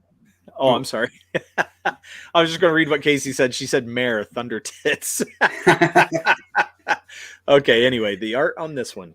I didn't mean to Oh, the art interrupt. on this one is by Cy Lim. He is the co-creator of Siamese. He's a New Zealand artist who cool. He works basically for the New Zealand / Australia version of Amazon, and that company is called Mighty Ape. Okay, that's cool. They've got an amazing array of licenses at Mighty Ape. He does guerrilla versions of DC, Marvel, Star Wars, Harry Potter. I mean, it's just unbelievable how many licenses this company has, and that's cool. I mean, yeah, he has a lot of fun with making 8 versions of those, and unfortunately, he is so busy doing it, he can't do sequentials for me. Oh my gosh! Man. Wow. So Crazy Mad says thanks, Crazy Siamese Mad. was pretty good too. Yeah, that's awesome. Thank you. So you are going to be showing her a lot more. So she's going to be something we're going to see a lot more of. That'll be cool. Yep, I wouldn't say that she becomes the main character of Dojo-kun Comics, but she is one of the main characters. Okay. So I think that the flagship title or character will be Deanna Hammer of the Angels, which should be soon. Okay. Now, I saw you were putting a poll out for a little while where you were going to, you were having people pick a character out of the 4 that you posted, right? Right. So was Deanna the one that everybody picked? No, she came in second to Projectile Reptile. I like Projectile Reptile. That's what I picked. Well, that's such a great name. The name alone. It's a cool name. I love that name. And it's kind of quirky. It's got a different vibe to it. And I thought, well, that's really cool. It'd be neat to see. It almost had a noirish feel to it, but I'm not sure if that's what you were going for. So the character is going to start out in like the Old West.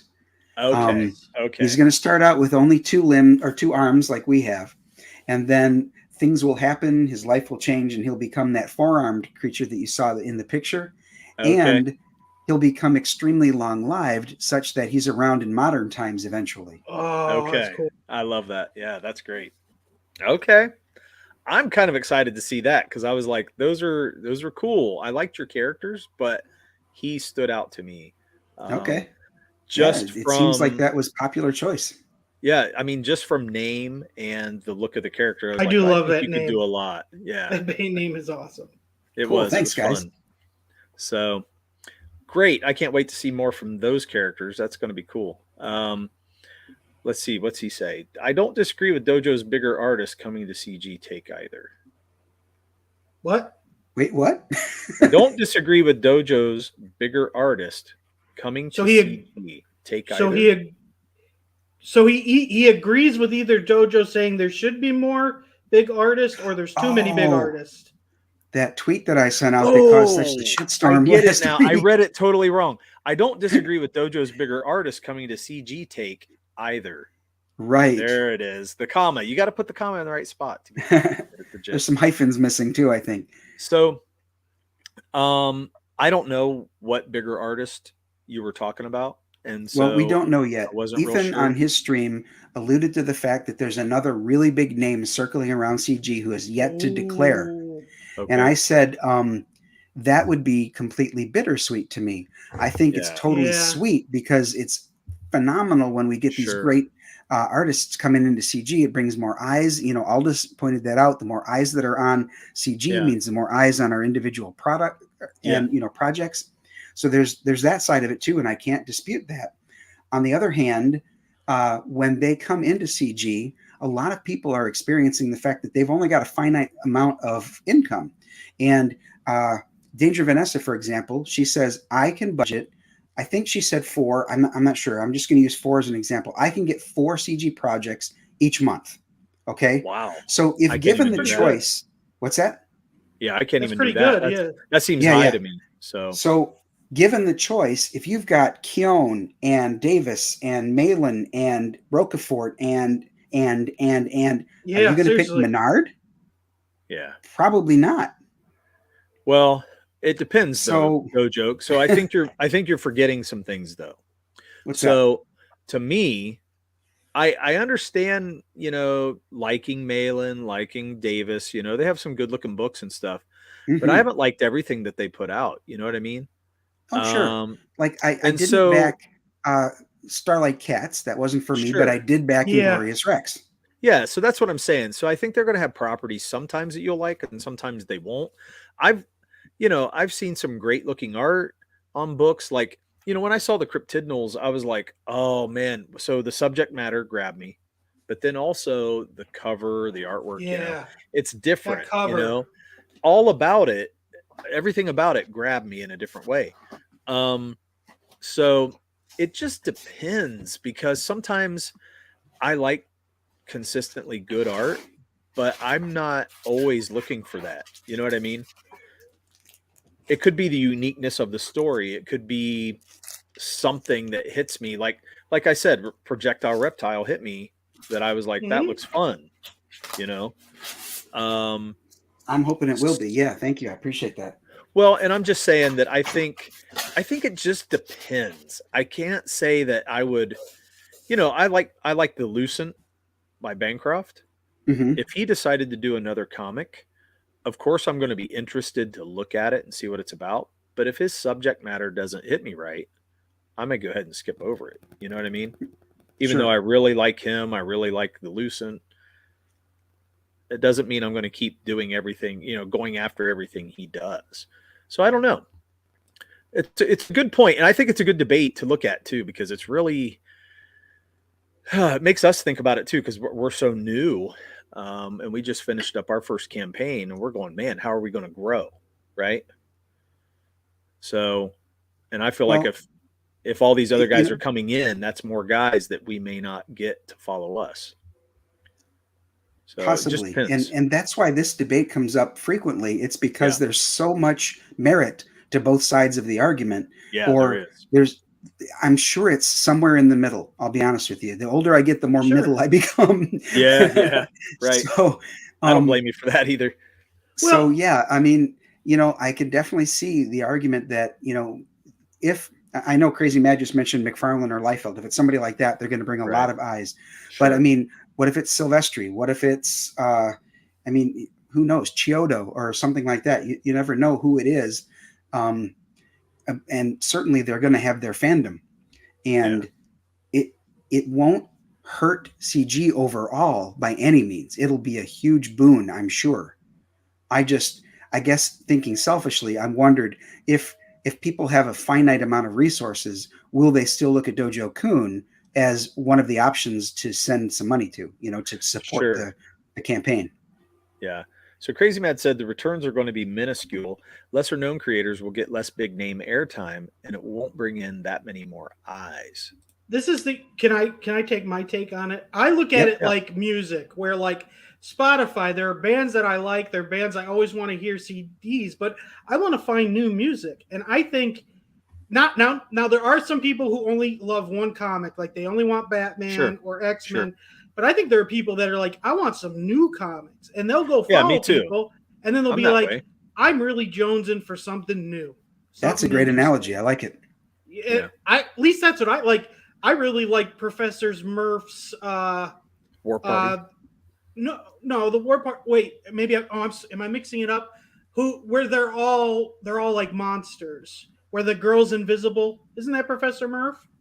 No, that's Von Klaus. Okay. Well, I do like Monster MD. I do like. Oh yeah. But Monster MD. Well, to if you took everybody as a monster and the girl, I was like, that's still War Party, but it's not.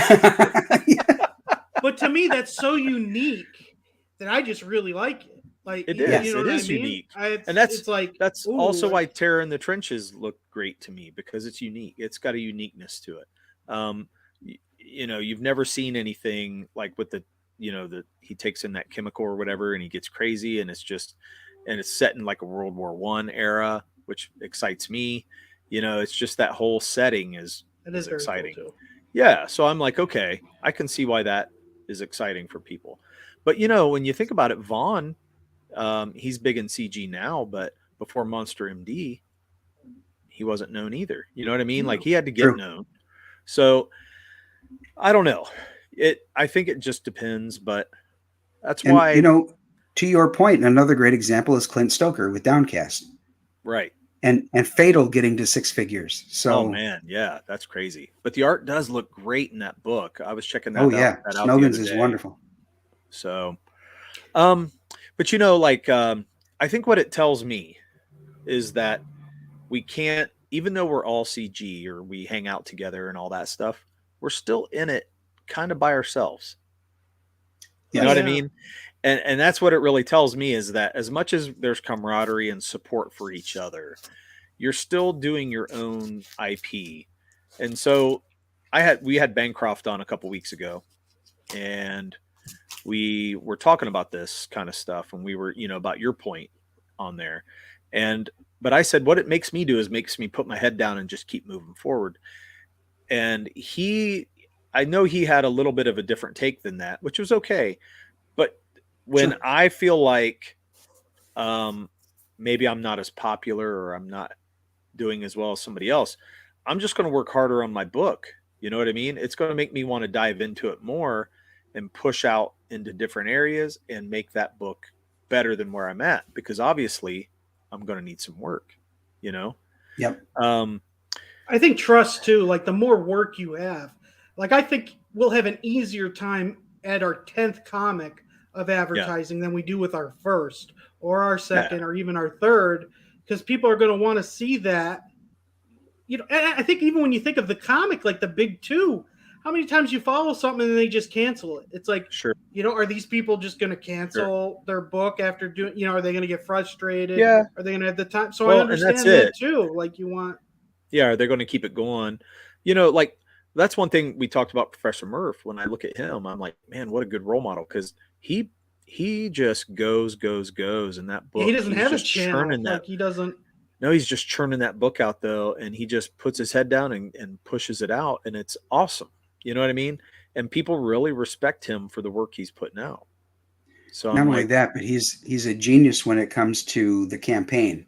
And when it starts getting into a lull, he'll introduce another perk or another add-on or something that is just like it wows. And I think he keeps those in his back pocket until there's a lull. Then he introduces it and gets a big bump in backers, which I don't fault that at all. That's, in my opinion, that's awesome. True marketing. That's genius. Yeah. Yes. Now, I think, I just had a point and I lost it. Oh my gosh. It was about that. That's it. I have a question. So your book was Siamese. Why did you choose to jump to a different IP than Siamese? Oh, I see. Siamese was written to be a 4-issue miniseries. It leads into another 4-issue miniseries called Deanna Hammer of the Angels.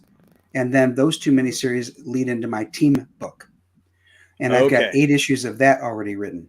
So the other IP, though, To'urou Tales, which I've been advised is probably ill-advised as far as the name goes, but let's just call it Toro for the sake of the discussion.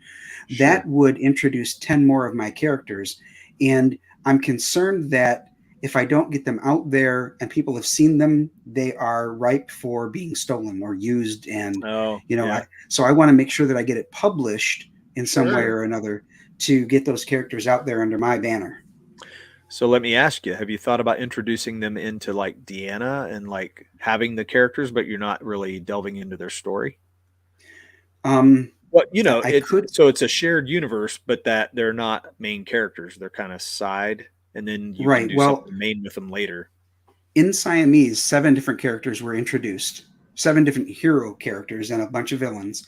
And then in Deanna, a lot of similar things happen. A lot of those characters continue in the Deanna story, and then more are introduced. It's just that the ones in Toro Tales were a separate group of heroes that these 2 things are supposedly happening concurrently. And then all of those heroes will come together. Okay. Yeah, I was just wondering because I was like, I didn't know your game plan for that. And I thought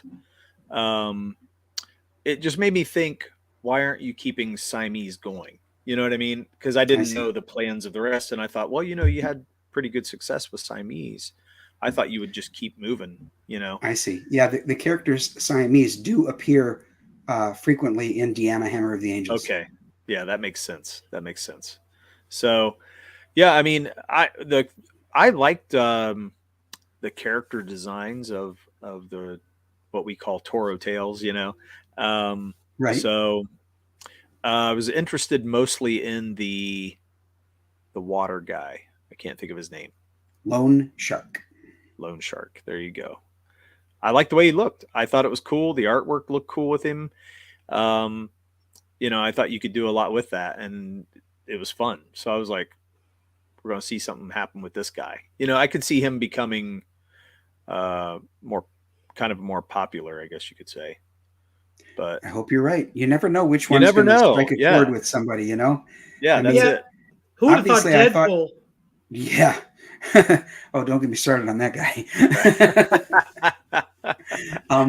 But yeah, I like the concept of projectile reptile, obviously, or I wouldn't have put it out there. But on the other hand, I didn't think that he would be the number one choice, and I'm kind of surprised, and I think it's kind of cool. So yeah.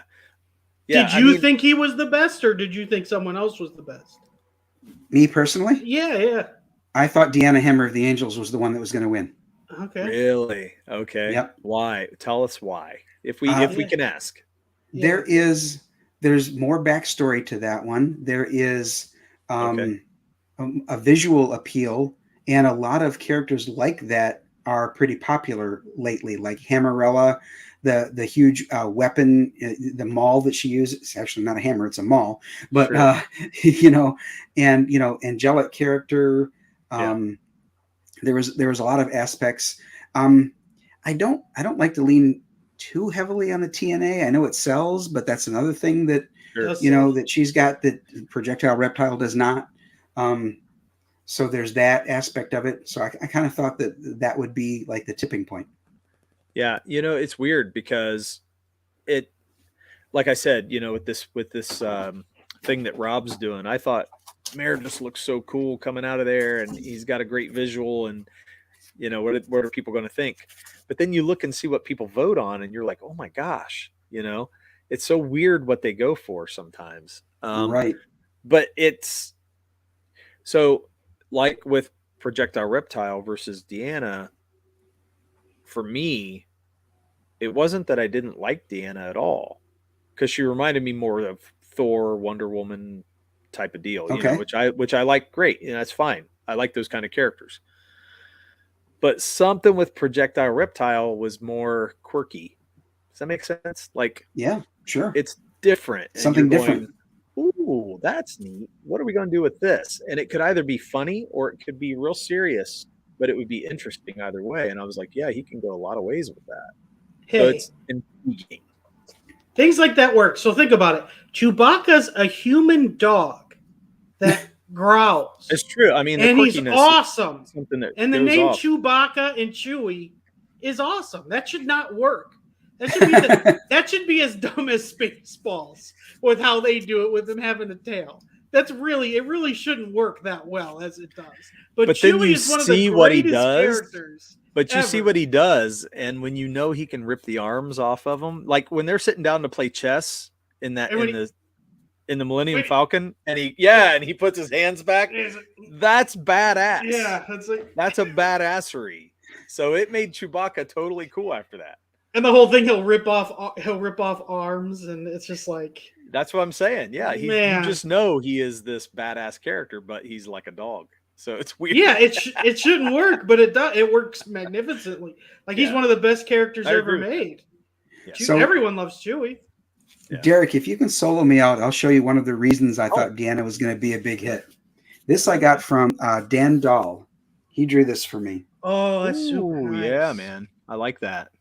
Dude, that's going to be a variant cover for Deanna once I get that one published. Yeah, that's really nice, man. That is very really nice. Cool. And see, so she's got the wings, and now in this instance, that's fun. You can see that her hand is clawed. Yeah, I see that. And she's got this demon tail. Okay. This is sort of like if you were to picture the characters that get carnageized or venomized. Okay. So this is a demonized Deanna. Wow. Oh, okay. That's really cool. Yeah, see, and I think that's really, really cool, man. Like, so your characters look great. Actually, I think out of those two, I don't know if you could really. You have Dojo. I don't. Dojo, do you want to stay on the screen? Sorry, but no. But I mean, out of those two characters, I think you're going to have a pretty good time with them. So it looks like you Man, can go pretty far. I really like that cover. I want to see that colored. Really. Yeah, that's going to be cool. Yep, Really the cool. inker's working on it right now, and then I've reached out to a couple of different colorists. I'm waiting for them both to respond to me. Yeah, that's great, man. I know you asked me about someone. Were you able to get him? I know he's busy, but he's great. Haven't heard back yet. Okay. Nice. He does a lot of work, so he should get back to you. He does. Okay. I mean, yeah, we just sent 3 pages to him, so we're waiting to see what he says to us soon too. Which, what do we got, Murph? We're going to have about, after this, we'll have about 16 more pages to get colored, which is half the book. So we still have quite a ways to go for the coloring. As long as you're still working on it, that's what I want to hear. Yeah. So as long as, I mean, actually, I have a lot of the behind the scenes work to still do on stuff. I was going to share one thing. You want to share it? You want to do that? Or do you not want to? Are you asking me? Yeah. No, I'm always fine with you sharing. You want to share the cards? Yeah. Oh, we should have showed that off first. Dang it. We're terrible in the running. We'll do it again. What, like in the beginning of the stream? Like, yeah, we'll share it again, okay? We didn't show it before. I'm making sketch cards. Oh, tomorrow. Next week. I have about 55 to 60 sketch cards to draw out because of those who signed up for our campaign. And this is one of the designs I'm coming up with for the sketch card. So, typical, kind of looks very typical. I'm not sure if I'm going to stick with that yet or if I'm going to put the bird real big and not put ballad on that side and just put the logo on the other side. We'll see. But that's one version. And then for our playing cards that we're making, this will be the back, the front. They call it the front. So this right here. So this is our the what do they call that? Isn't it the face of the card? I don't know. Anyway, I always called it the back myself. Yeah, the back of the card is the face where you have the. Oh, okay. So it's not the face of the card; it's the back of the card. Yeah, I always get it confused because I'm like, well, what's the main part of the card? So if you're looking at like the Jack, Queen, and King, for example, you can see their face. Okay, that makes sense. That makes sense. So this is our design for chat to make fun of Derek with that. This is why we should have showed it earlier. We only have Crazy Mad and Casey hanging out. So I mean, Mo would have barbecued you. So Mo would have barbecued. If you look, there are quite a bit of details in this, and it's not finished being colored. So we're going to get this colored by Dio Lima.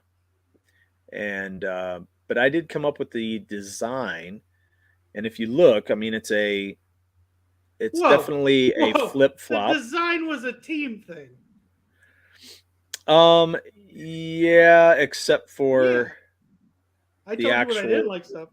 But the actual, you actually drew it. Yeah, you drew it. Yeah, I don't draw anything. Yeah, but the tree, even the way it bends, the way it goes over, we didn't do any of that. We weren't talking about all that. We were just talking about trees. There was no like direction. We had different ideas of what we did. Yeah. But I thought that was kind of a unique way to do it. And if you look, yeah, the one side has flame on the tree, almost like a spiritual flame, which we will have colored. It'll look much better than what you're seeing right now. And then this half has water. And so that'll come into play. You'll know the meaning of that later. I like how the branches look like hands. Yeah, they do. Yeah, they do. I never noticed that, but they really do. But this is this is meant to be almost like, I guess you could say, between two realms, Kevin? I don't know if you want to go that deep into our story spoilers. Well, then why show the card? Well, you don't have to say what the meanings are of the card. Well, you need to explain a little bit. Two worlds. So it's yin and yang. Almost yin and yang. Yeah. I say there's a couple different thoughts when it comes to me too. Why it looks. Yeah. Why it looks. Yeah. Okay. Why it looks the way it looks. The way it looks. Okay. The way it looks. Yeah. So this will be on the cards. We were thinking about actually putting this on the back of the metal trading card. So whenever you get it, that metal trading card will actually become a part of our playing game, our card playing game. And, so yeah, that's what I wanted to ask you about, Derek. You said that these are playing cards. So you're not talking about like a 52 card, ace, king, queen, etc. These are going to be a game. It's going to be a game you guys are designing. Yep. That's and right. It's part of the story. It's part of the story too, but it's also going to be a game down the road. So we're going to give away. So whenever we do the metal trading card, that'll be the first card that we're issuing to everybody, because we reached our goal, our stretch goal. So the metal trading card will be the first card. Cool. I love Crazy Mad's last. I know. Look at that. Spoilers. There's the Dirk we all know. It's true. I like to give it all away because it doesn't matter anyway. Well, it does when you have surprises in the book down the road. It's not surprises. They're going to read it and be like, I already knew that because I told them. Oh, Crazy Mad played Magic the Gathering? Awesome, dude. Yeah. I've never played it, but it did sound fun. I've never known anybody to. I've played it for like 20 years now, guys. Oh man, that's cool. I've got the about artwork's awesome in it. I love the way they draw things in it. I've got about 15 to 20,000 cards too. Is it pay to win though? Like if you get a newer card, are there cards that are more expensive or no? Does that not? Oh yeah, you could easily spend hundreds to have a deck that could just trounce somebody else. But at the same time, my sons and I, we play very casual. So, we don't have to play with the last 5 releases and all that jazz. You just, whatever you want in the deck is fine. Yeah. Is black, white, red like a normal where there aren't these cards or something? Or it's a combination of colors. That's a tricolor deck, which is, I'm not going to say it's difficult, but it's harder to build than a monocolored deck. Oh, okay. Okay. Cool. Also plays casual. Okay. Yeah, cool. That'd be cool. Do a live stream. Do a live stream of playing card. I mean, right? Can't you do it like chess where you're not in the same place? I can't believe more people don't do Dungeons and Dragons like that. It's difficult because your cards play off each other and you need to see their entire board and all the cards that they have out to know what you're going to do next. If you're not face to face, it's very difficult unless you're playing the online version of Magic the Gathering, in which case it's simple to do. Well, what if you both had your cameras on your cards? Or no? Is that still too? Well, you tried that, but you also need to be able to see their cards. And if your camera's pointed down, you can't see your screen anymore. That'd be weird. That'd be really you'd weird. have to. Okay, so you'd have to have. Everybody would have to have their own body camera. Yeah. There you go. You're right. That'd be but weird. No, you're right. You'd have to have your own camera on your cards, but then a TV or a computer to actually watch what that's take. Yeah. Okay. Like some people have the draw camera where you can see what they're drawing and you can see their face. We'd have to have a setup like that. Yeah. Okay. So Crazy Mad says it's very, very detailed. And yes, Richard Garfield, the guy who created Magic the Gathering, had a master's degree in mathematics. And when he designed it, what they don't want the kids to understand is you're actually using math strategy throughout the game. Ooh, I like that. So, and it becomes super fun. But yeah, the details are very, very. I was going to say detail. that's redundant, but there are probably hundreds of rules, and there is at least one card that will break every rule. Wow, man!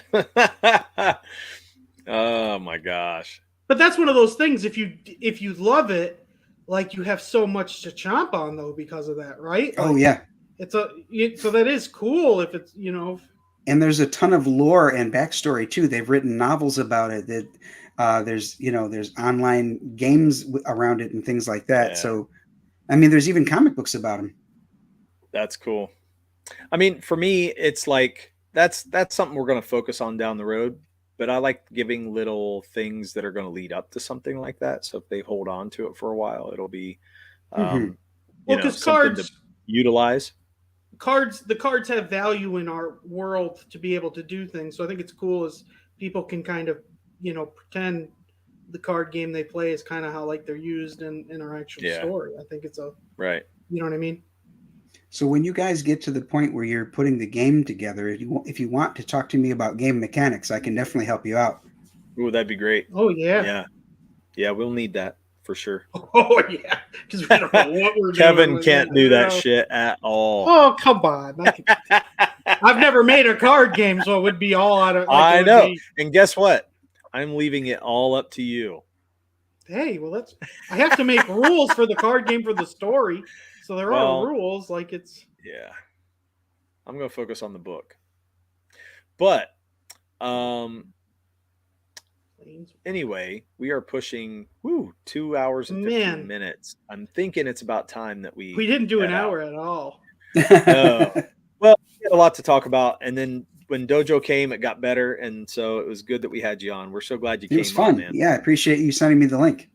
Yeah, thanks for coming on here. Well, everybody, we still have we want you to back Ballad of the Celestials. It's on Indiegogo right now. In demand. On In Demand. We're still pushing and hoping that we can get some more backers. And then getting the colors done, and then we have letters, printing, and fulfillment to look forward to. So still moving forward. Dojo, Excellent. Where can we find you? You can find me currently on Twitter at Dojo Kun Comics, and at my website, which is dojokuncomics.wixsite.com/Dojo Kun Comics. Nice. Okay. And Murph? Twitter, it's right there at KJMurphy518.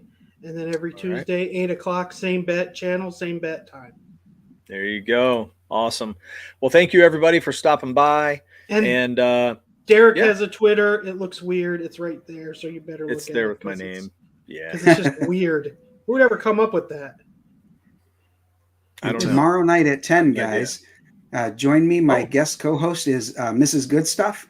Oh, yeah, that'll be fun. Yeah, we're going to have so great. Kara Nicole, AZ Power Girl. She's coming on and talk about unstable frequencies. Miss Raina will be there to talk about Black Rhapsody. And Marcel Dupree will be there to talk about Vetita, Dead by Night. Ooh, okay. Interesting. Okay. Well, there we go. So we look forward to seeing everybody soon. And everybody have a good night. See you later.